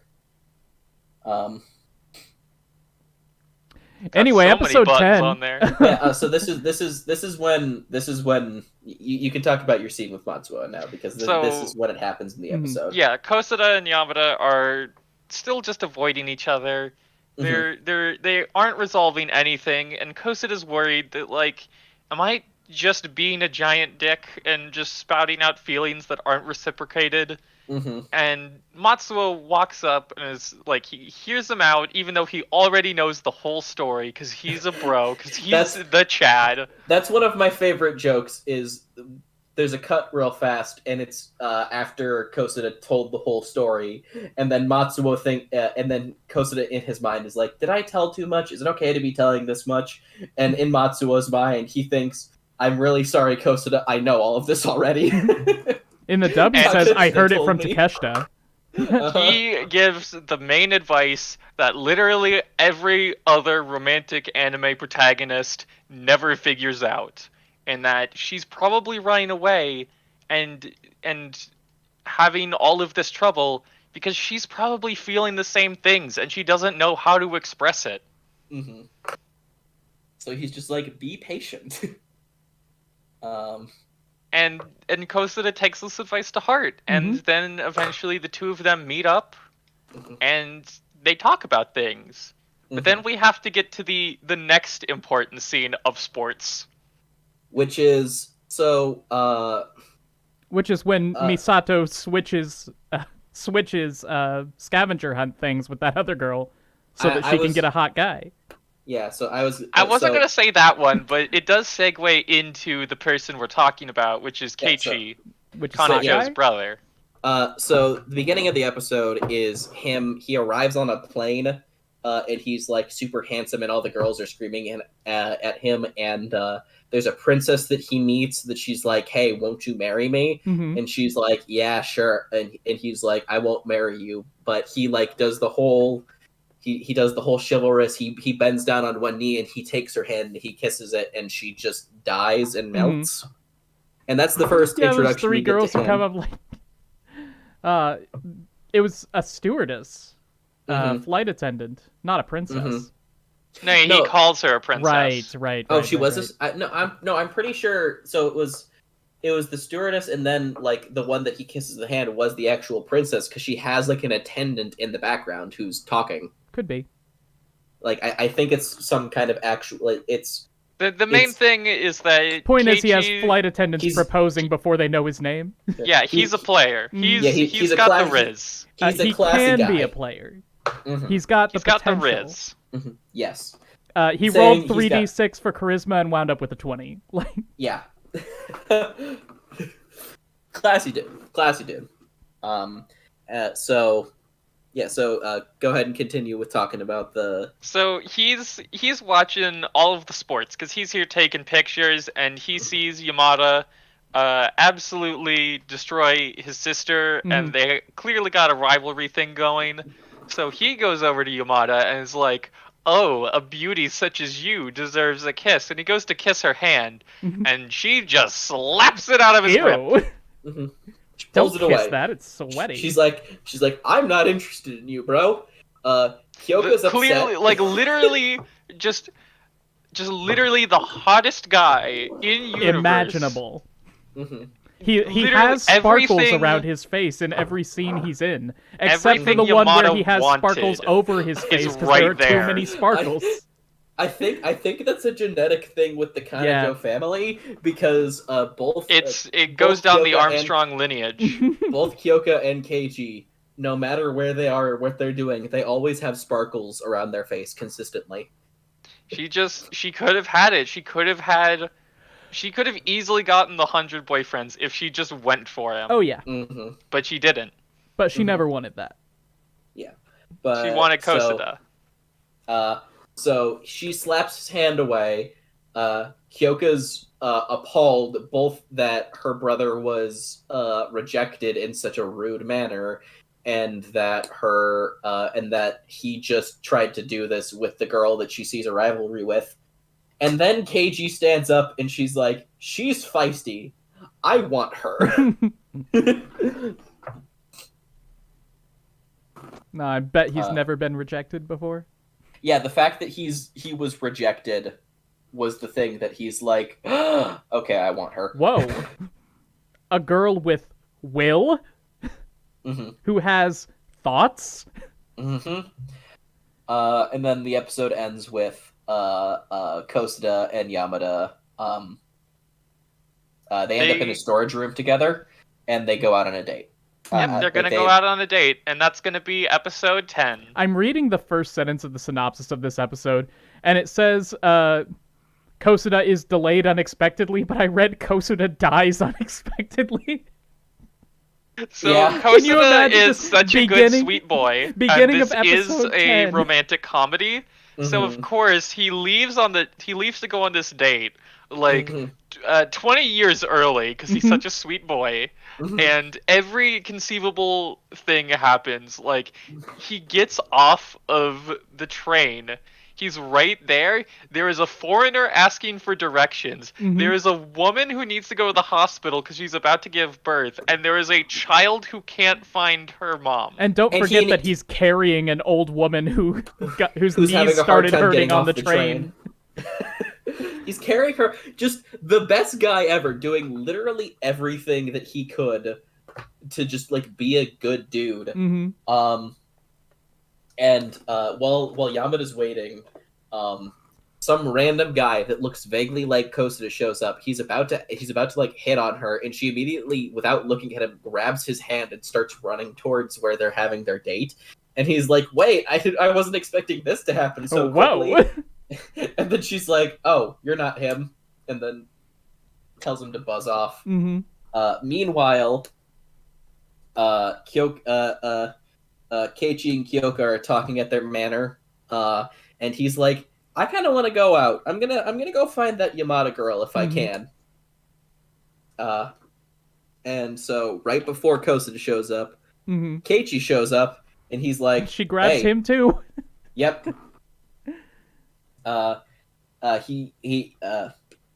He invites her over for tea as an apology for what happened at the sports event because he's like, "Hey, clearly I did something wrong. I'm gonna be classy about it and just be and have some tea." And she's like, "Nah, I'm already busy." And then he third wheels himself into the date when Kosuda finally gets to show up, and Keiichi's just like, "Hey, okay, listen, I'm pretty. I'm just better than Kosuda in every way." And Kosuda's like, "Oh, come on, man." Okay, so I will say he's not saying any of that. The people that are saying that are these girls in the background that assume that Kosuda's the one third wheeling. Because Keiichi is just that cool of a dude. And then Yamada says the best thing ever, where she looks Keiichi straight in the eyes after he just says, "You want to date me instead?" And she says, "No, because you're clearly not a virgin." But then you are not the cherry boy. Oh, you think so? Well, as it turns out, I have absolutely no experience at all. And then proceeds to reveal that he is a virgin. And then she's like, "Huh, maybe I should." Well, still no, but why? And she says this in a public they're like at a cafe or something. And so she shouts this at him in public, and he plays it off so well. he's not insulted. He doesn't have a big over-the-top reaction. He doesn't even flinch at what she just said. Why would he be insulted? Like, no, I won't date you because you get laid so much. Like, okay. But it's Thanks, sorry. It's not even a confused reaction though. He literally just counters like he's playing a game of Yu-Gi-Oh. Mm-hmm. It just reveals his trap card. For you see, that's I am right. a virgin. No, you see, my sister has sabotaged every relationship I've tried to be in. Not that I know that. We when he says that, we cut over to Kyoko. He's like, we cut over, and it turns out that Kyoko's essentially had, the way that it says in the Wikipedia is because Kyoto had all of these girls who confessed to him removed by her guards, but I'm pretty sure she had all these people assassinated. Like, see, the dub did not imply that she had them assassinated. The dub was just like, yeah, I interfered. Yeah, the sub kind of did that, but at the same time, it's like, she said had them removed. It didn't say by the guards, it just said had them removed. So I was really concerned for a second. And then Yamada goes to the bathroom, and then Keiichi kinda is a little bit of a dick to Kosuda. Mm-hmm.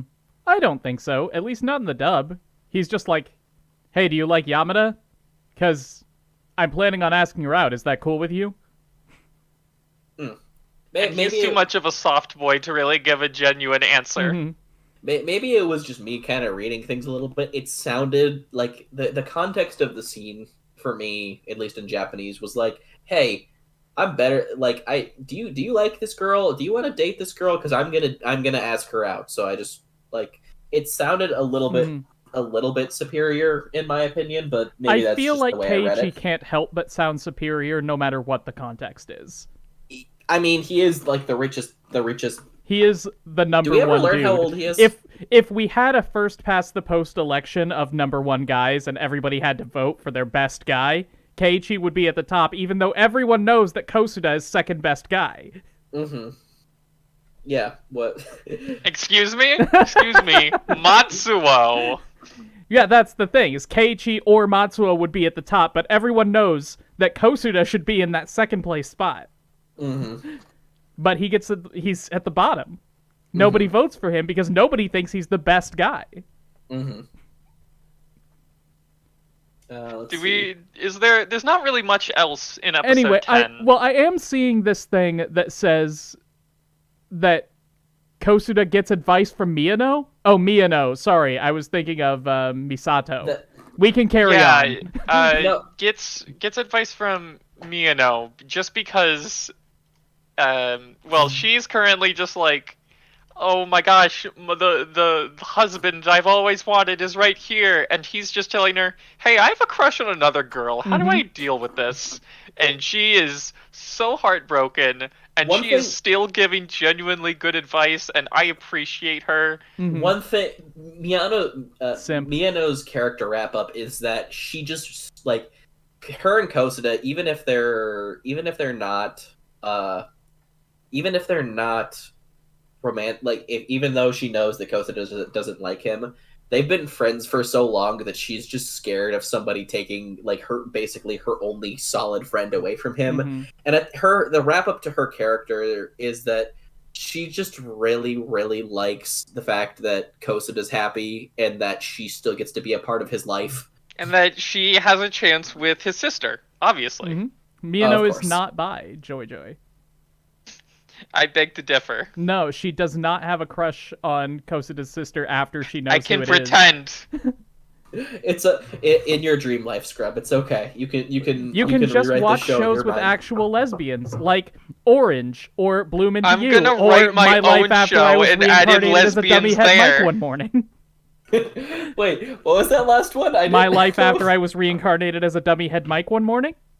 Oh my god! Oh, I didn't realize that the title was that long. It's a light novel, of course it is. God, I hate light novels. I don't think it's a light novel. I'm pretty sure it is. Well then, I've got to look into this. But yeah. Anyway, episode 11, Christmas Party. Christmas 2! No, wait, we forgot to say that, we forgot to talk Doesn't about... matter, Christmas 2. Oh, fine. I don't want to talk about... Come on, I want to finish up episode 10 a little bit, because it has one of my favorite bits in it.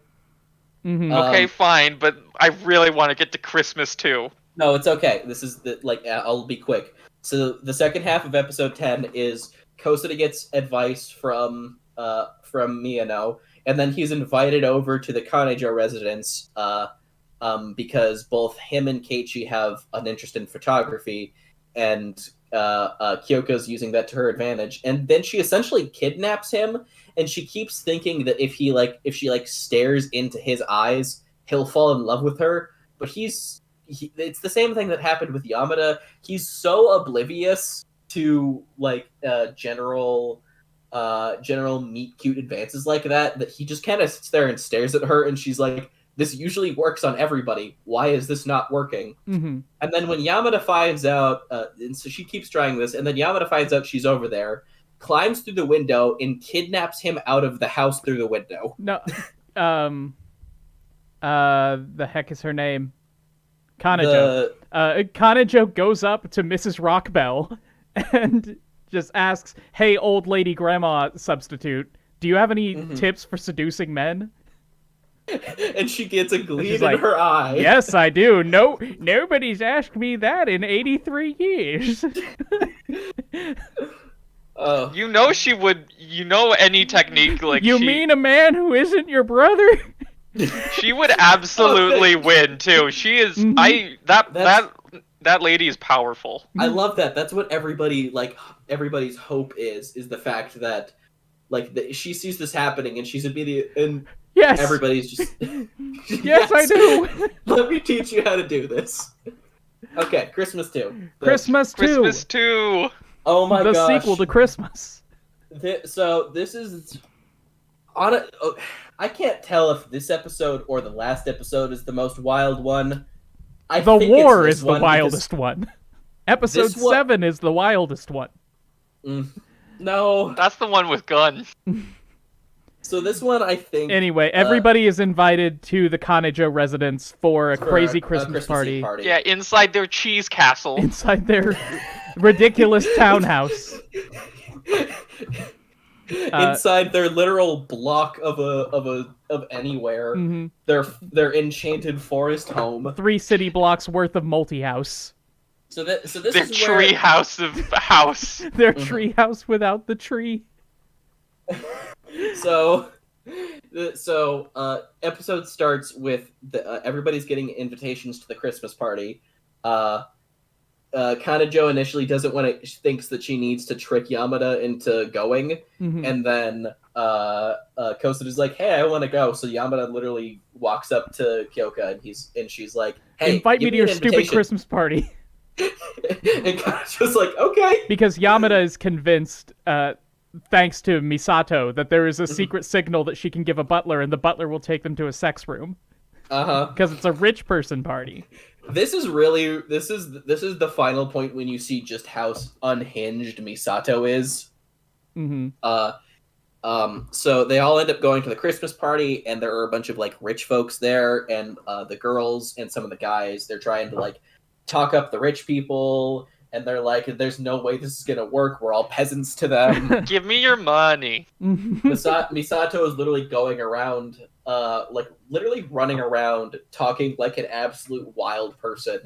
And then as soon as she sees Keiichi, she latches onto him like a monkey, and does not let go for the rest of the episode. Like a monkey made of leeches. And there are continual cutbacks to her.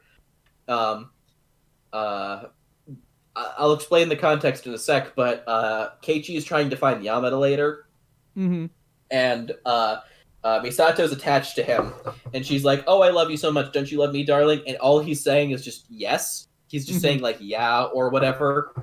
Sure. Really nonchalant, not listening. And she's yep, like, yeah. We should. She's like, "Hey, do you want to get married?" Yeah. Okay, we should go get the marriage license done right now. And I kid you not, the end of the episode is that Misato gets a summoning to court for faking a marriage license. Well, because she signed his signature because he was so out of it. Mm-hmm.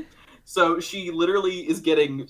She has a hearing with the Japanese court system because for scoring a summons for faking a marriage contract, and that is Legend. the last time we see Misato. Absolute She's in legend. jail now. Mhm. You don't get a prison for it, but like she's in jail now. Anyway, Yamada and Kosuda break into Kanajo's room. To have sex. They don't know It it's almost Kanajo's happens too. Like Yeah. both of them are down for it. They have the Oni condoms. Yeah, so- room. While the, Kanajo is watching them from the surveillance room because she has a portrait that has cameras in her eyes. Because she portrait is of a herself. Scooby-Doo villain, and I love her. A portrait of Yeah. herself in her own room. As Yeah, if so she's this- going to forget whose room it is. Yeah, so And then So- she starts recording it. Mm-hmm. yeah, so the entire episode is they eventually sneak away from the party and they start getting really intimate in the bedroom.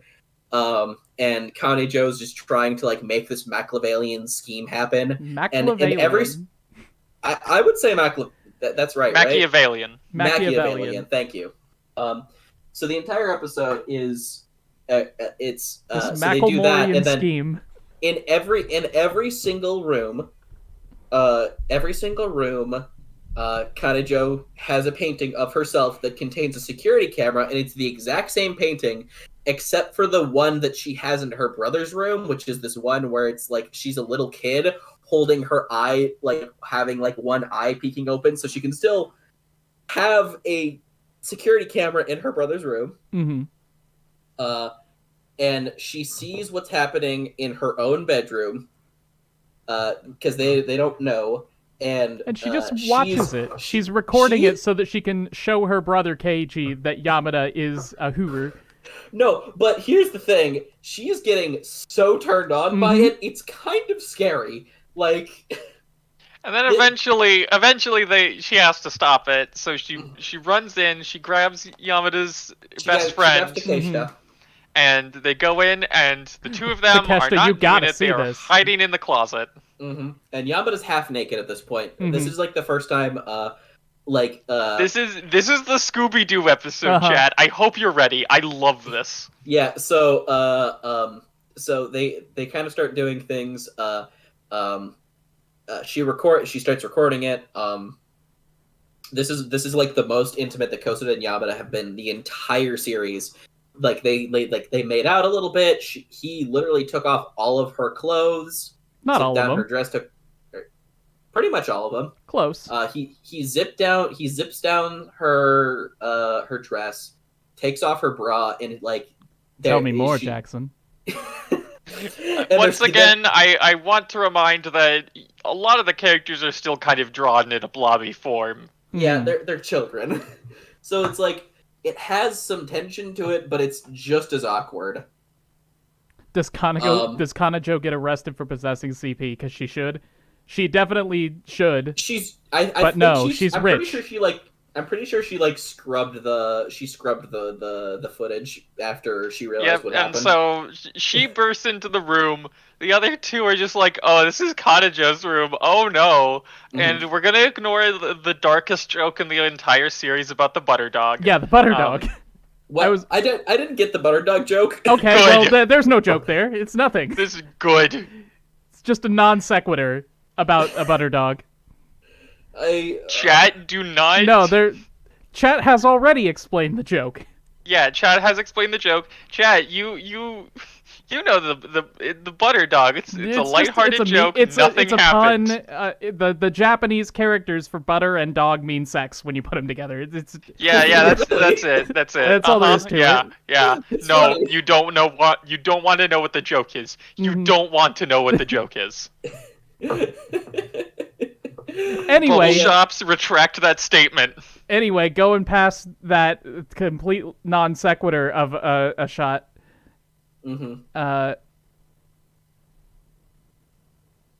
Yamada and Kosuda in a closet. Misato gets taken to court. Episode 12, Love Hotel. Yeah.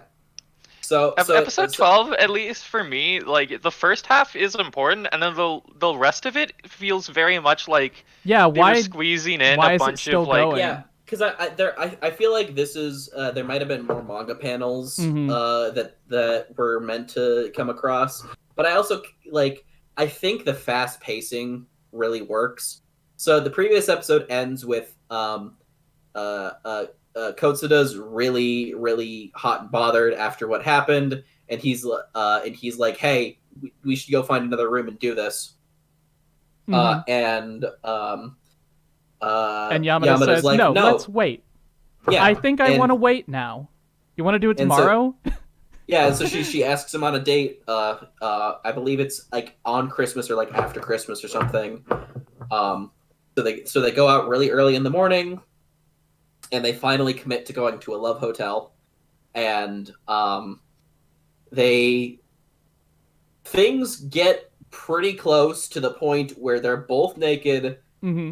Kotsuda's laying on top, and then Yamada, like literally right as it's about to go in, Yamada slams her hand back on this weird panel on the hotel that makes the bed start spinning like a broken carousel. And as most love hotel beds do. Can confirm. I don't. Yeah, like I don't. Is that a thing? Like, are spinning beds a thing? There is a spinning feature on them, but I don't know if I don't think it's even possible for the motor to go that fast. Yeah, because the joke is that it's supposed to be broken. Oh, right. Kosuda's sister gives him advice on how to do it. But Jackson, you have glossed over the most thematically important point, which is the boobies.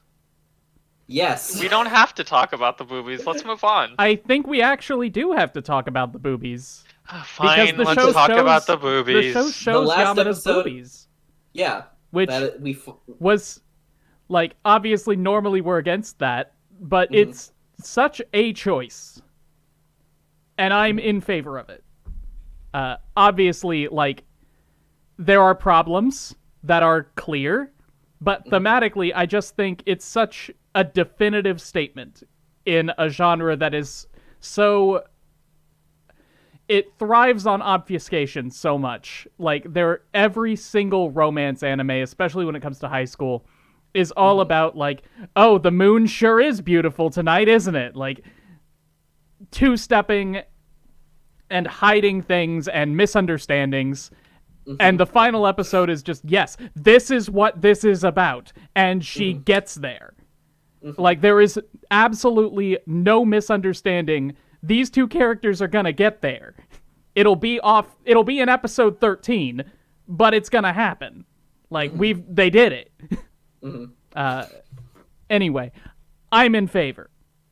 Yeah, it's a good episode. Fair. Because like literally the first half of the episode is literally dedicated to their first solid attempt at the first time. Like, they're in the love hotel and they're gonna accidentally waste $35, but they're gonna sue and get back a whole lot more. Yeah, because Kosuda broke his leg. Kosuda ends up in the hospital. Yo, chat, you ever sex so bad you break your own leg? No, it's definitely the hotel's fault because they literally made a bed that spins so fast that he goes flying. They didn't make it that way. It was broken. Yeah, but they still gave him the room. Yes, the boo are made of the boo. But yeah, it's yeah, like Joy mentions the vulnerability and like the look on Yamada's face there. It's just so sweet. She literally says like the line of like, I am so scared but I'm ready. And like it's a very intimate moment, and it's like this first half, it's literally dedicated to making the process of this so romantic and awkward and funny, but also like there's no subtext anymore. It's literally the just show them is trying. I like that there's no subtext. The show is built on its boldness and its earnestness. And I feel like by literally revealing everything at the end, it's just putting a cap on that. It's a punctuation mark at the end of this whole show that is built on earnesty. Yeah, and it's a good final. It's like a and then they managed to find. Except it's not a final note. There's still half an episode left. Yeah, there's still half an episode where there's a bath scene and New Year's and they knew they weren't getting a second season. They must have, because they rushed all of this in there. If you know you're not getting a second season, just end it. Just have them do it. Just skip the rotating bed joke and just end it. So the first half of the episode is their first attempt to try it, and then he falls off the bed and he breaks his leg and he ends up in the hospital. The second half of the episode is them making 3 other attempts to finally have sex, and I don't know if you guys have had that. I mean, this is a universal experience, but trying to do it with a broken leg is probably it's kind of awkward. I mean, the fact that that was her bold attempt there, I think, was something that is honestly, I wouldn't say appealing. It's definitely a fun thing that she did. So he's in the hospital and the nurse is very she's very sweet. And Yamada's like, okay, you know what? It's my turn to take care of him. So she dresses in basically nurse lingerie. She impersonates a nurse, which is illegal. Here. I assume it's illegal in Japan. She has to wait outside because Miyano shows up and she's being all sweet and stuff like that. And then she pops in and she hides under a blanket very badly while the nurse comes in and talks to Kosada about his pain meds. And the nurse is just cool about it. She's like, "Oh yeah, there's nothing weird here." Yeah. Anyway, but the nurse also kind of does some cute some flirting in the way that's not flirting. She's saying "Oh, you're really cute for your age," and blah blah blah blah blah. And he starts his Eros deity shows up out of his pants. And I mean that very literally. Yeah. It's represented by his little Eros deity. And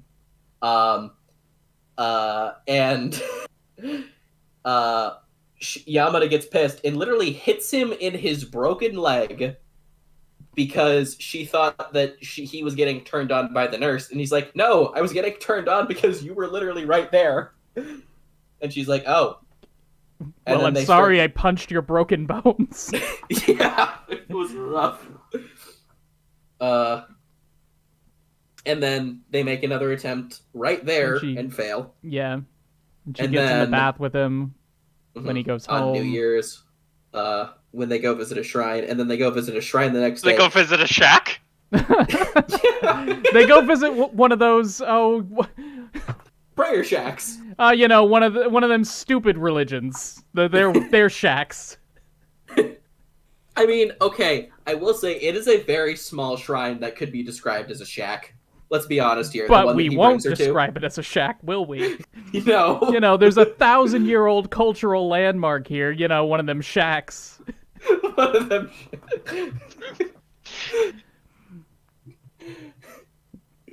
Anyway, they go to a shrine. It's very sweet. And Kosada's like, "What did you wish for?" And Yamada's like, "Same thing as you, dummy."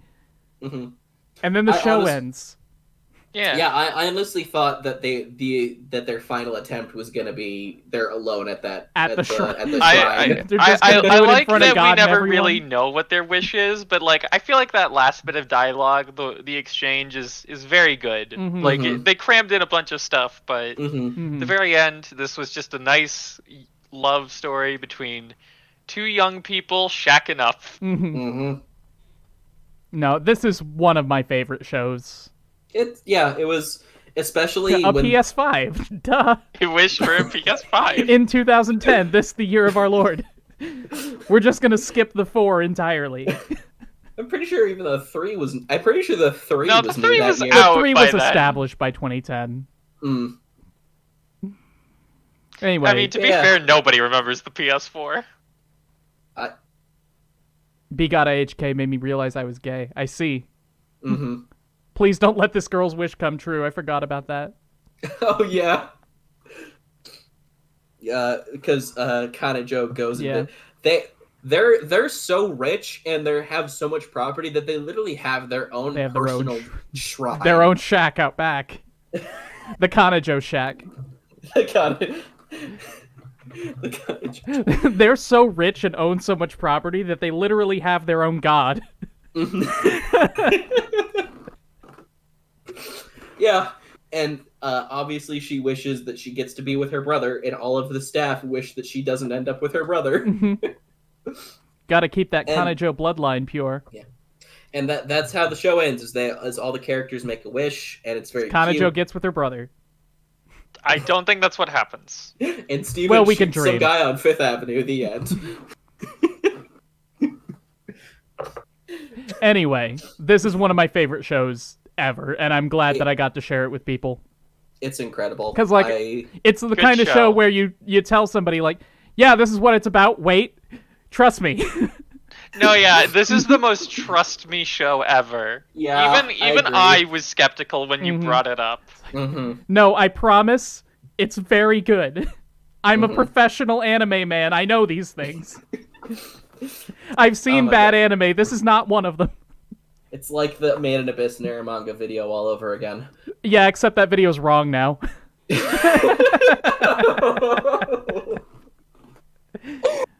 Oh god. But yeah, so final thoughts, and like there were a couple gags that I kind of wish, like, I think we should go back and talk about a few gags that we might have kind of just glossed over, because there are a couple of really Why good can't ones. high schoolers order shotguns online? Ah, yes, mixing the potion. Oh god, that one was so bad. I have Newt. I think one of my favorites was during episode 11, when it's the whole Scooby-Doo.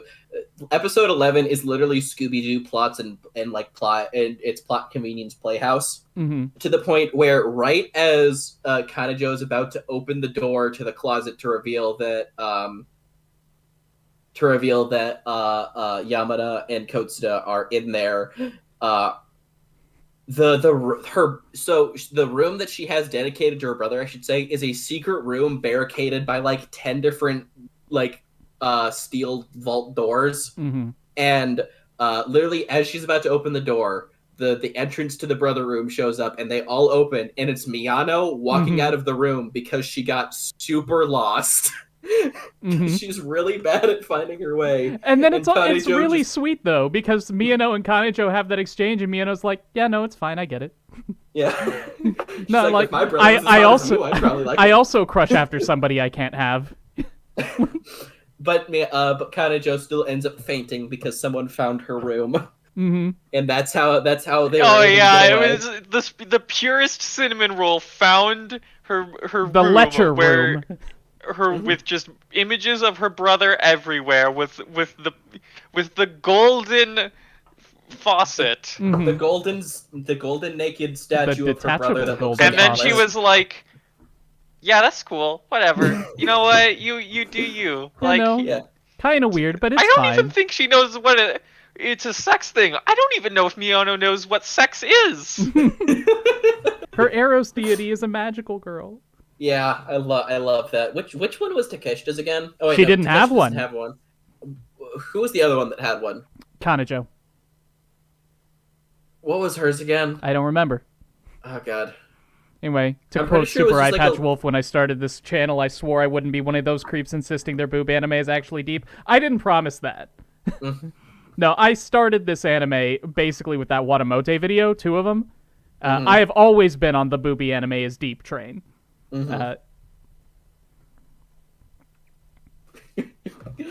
God, maybe you should bring back the uncomfortableometer. I That love was that. that was an OG joke, and I think it's one of 6 my or favorites. 7.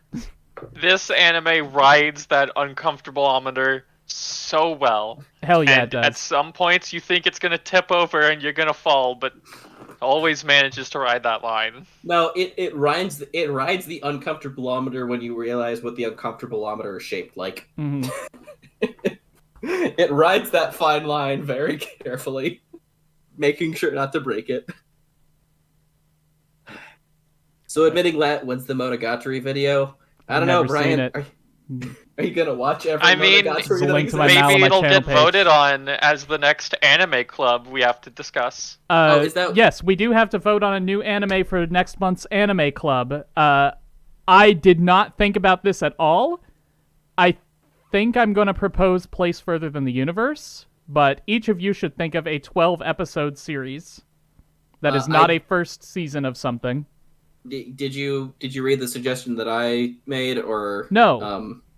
It's in the I mean, Anime I'm Club sure I chat. read it. I just don't remember what it was. It's essentially we push like we put up like one or two of them, and then you put it on a poll on Twitter Yeah. for viewers to vote potentially. We don't have to do it like that. It was just an idea I had. For now, I think that you should propose something, and Scrub should propose something, and we'll also just listen to whatever the chat has to say. Mm-hmm. I did start making a list because I was looking through. I started looking. I through... don't think Detective Conan is 12 episodes long. No, Detective Conan is not 12 episodes long. Yeah, That's so, a very long 12 episodes, Tino. Yeah, so we should put forth the parameters. So the show has to be single 12, season, 12-ish episodes. maybe 24 if we're feeling it, but that also this also almost made us go a full 2 hours. So it really depends on the show. Girls Where's Last the Tour list is a good one. I have already seen it 3 times. I would be the one suggesting Girls Last Tour if it wasn't for the fact that, we've all seen it very often. I haven't Oron seen Girls is Last 22 Tour. episodes. I was trying to look at a few that are. Yeah, let me go to my Mal and look at my plan to watch list. Mm-hmm. Princess Principal is good. I thought maybe we could do. Go back to some more classic ones, because I know Trigun's only 20 episodes, I think. If we want to do classic Trigun, I wouldn't be against it. Mm-hmm. But I had also had see. stuff on here I've never seen Baccano, and I've heard Baccano is incredible. Baccano would be a fun one to talk about, and I haven't seen it in about over 5 years, maybe 10. This is one. I have a friend who really, really likes obscure anime, because he's just watched a bunch of obscure anime. He suggested the show Claymore. Never heard of it. I have heard of it. It's kind of berserky from what I understand. He wasn't super specific on it, but Grimgar Fantasy and Ash, that one's not bad. Dororo 2019. I should go back to that. Yeah, no, I'd be down for Dororo. Actually, Kekai I have a Sensen. lot to talk about when it comes to Claymore. Really? So, Well, sell me on Claymore. What is it? Claymore is 26 episodes, to be fair. Okay, well, we're sticking to 12. For We're now, sticking let's, to 12, for now, let's but- stick to that 12-13 length. Because That's I fair. do I will have other discuss things Claymore to do. another time, unfortunately. Mm-hmm. Maybe you should become the next anime YouTuber, Scrub. Yeah, Scrub. You know what? I wouldn't mind that if I had any free time. Yeah, I feel that. One room. Shirobako is 24.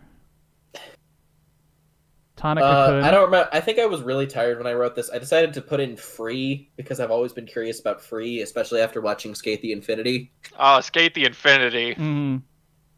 Okay, here's the Free thing. is We've 4 seasons. Wait, what? I thought it was only one. It's 3 seasons in a movie. 3 seasons in a movie. Angel Oh, Beat. God. I despise Angel Beats. That's fair. Angel Beats is everyone's first deep anime, and then they never go back to it. Okay, but if Oh, we're gonna I do- will talk about Angel Beats, because that's one that I'm never going to do a video on, and that I could do a bad anime video about Angel Beats. Okay, that's fair. I here's will the thing. propose Angel Beats in my list then. That'll be my pick. If we're gonna go super hardcore, I'm gonna cry about this show, then we should just do Anohana. I'm not doing Anohana for Anime Club. What? No. Why not? Do you want to give a reason why? I respect your choice to do that. Because I'm not going to be curious. that emotionally vulnerable on stream. Okay, you know what? That's fair. It Invaded only had 12 episodes, right? Yeah, I think so. I'm trying to think if there's ever been an anime that's made me cry. No, Anohana bad. It's good, but it's bad. Yeah. Oh God, Uh, Anohana I think let's was like see one of the here. Anohana is one of the only things in my adult life Sort that I by legitimately have progress. ever like made me tear up. Mm-hmm. All right, here we go. 14 episodes. Serial Experiments Lane. I don't think any of us could talk about Lane. Can we get an anime Even know what version it of is. Gravity Falls? No, But we Gravity don't have Falls that. is already amazing. We've got Myoiga. We could do Myoiga. What's my Amiga? The Lost Village. It's Ah. this show about a whole bunch of weirdos who decide that they're going to go move into Mm-hmm. this lost village together and Mm-hmm. start a new commune. Mm-hmm. Uh, Interesting. it's famous for being a so bad it's good anime, but I just watched it and really liked it. Mm-hmm. Not even ironically, I just thought it was good. Uh, was Death Parade 12 or 24? Death Parade is 13. I would actually, you know what? I'm changing it. I need to go back and watch Death Parade, and this I is the perfect excuse Just because watched when Death Parade. okay, Okay. real talk, I've only watched it once. I was very young, very stupid. I didn't even know what a gender was back then. um, I did not like Death Parade, Death Death Parade is one of those shows that and I it's don't been- know if I still have that opinion or not. I really Right. liked Death Parade. It's got problems, but I liked it a whole lot. I have it. It's been on one of my like my anime that everybody tells me that I need to watch list for a very long time. I just never gotten around to it because I always like there's always something else that pops up and I don't have a lot of free time. I could get behind Death Parade. So there was one thing that I was curious about because I was looking at Mal. It says Code Geass has only one season, but it has a season and a sequel series, right? I don't know. I've never seen it. Or something like that. Scrub. Yeah, it goes on for a while longer. To the chat saying it, I don't think we're gonna do a bridged series just because We're probably that's- not going to do a Wait, bridge series. can I suggest the first season of Golden Kamui? No. We cannot suggest the first season of Golden Kamui. because it not? has more than one season. season. One season, it. self-contained, 12-ish episodes. Golden Hey, Kamui so good. I need more people to talk about Golden Kamui with. We could Song we of could the do Sky. at some point we could do Log Horizon only No, we because couldn't. it has It a has 2 seasons. It does have 2 seasons. but They it has just a called season the one- second one Season 3. Yeah. I haven't seen Season 3, which is the second season of Log Horizon, so I don't know if Right. it's good or not. Bunny Girl Mhm. Senpai is eligible, and I did not finish it. That is true. I also did not finish it. I mean, Bunny Girl Senpai I think would make sense since it would be our anime for February and it is the month of Valentine's and That is Bunny true. Girl Senpai. So I mean, Yeah, I'd Uh, be down. I'm gonna keep my vote for Angel Beats then. Okay. Chat says, doubling down on Princess Principal, Girls in Panzer, Vivi was terrible. I don't even know what Vivi was. Vivi, Fluoride I'll Eyes song. fight It's you on that one. Oh, okay. Well, you're allowed. I watched the first episode. Maybe it gets better. But the first episode did not impress me at all. And when I say terrible, I don't mean like it was a bottom tier anime, just it's not worth continuing. Mm-hmm. You did Maybe hear with something Haji about memes- Angel yeah, Beats. Haji Angel memes. Beats is We all hate going it. on the list for people to vote on for the next anime club. And that it's terrible.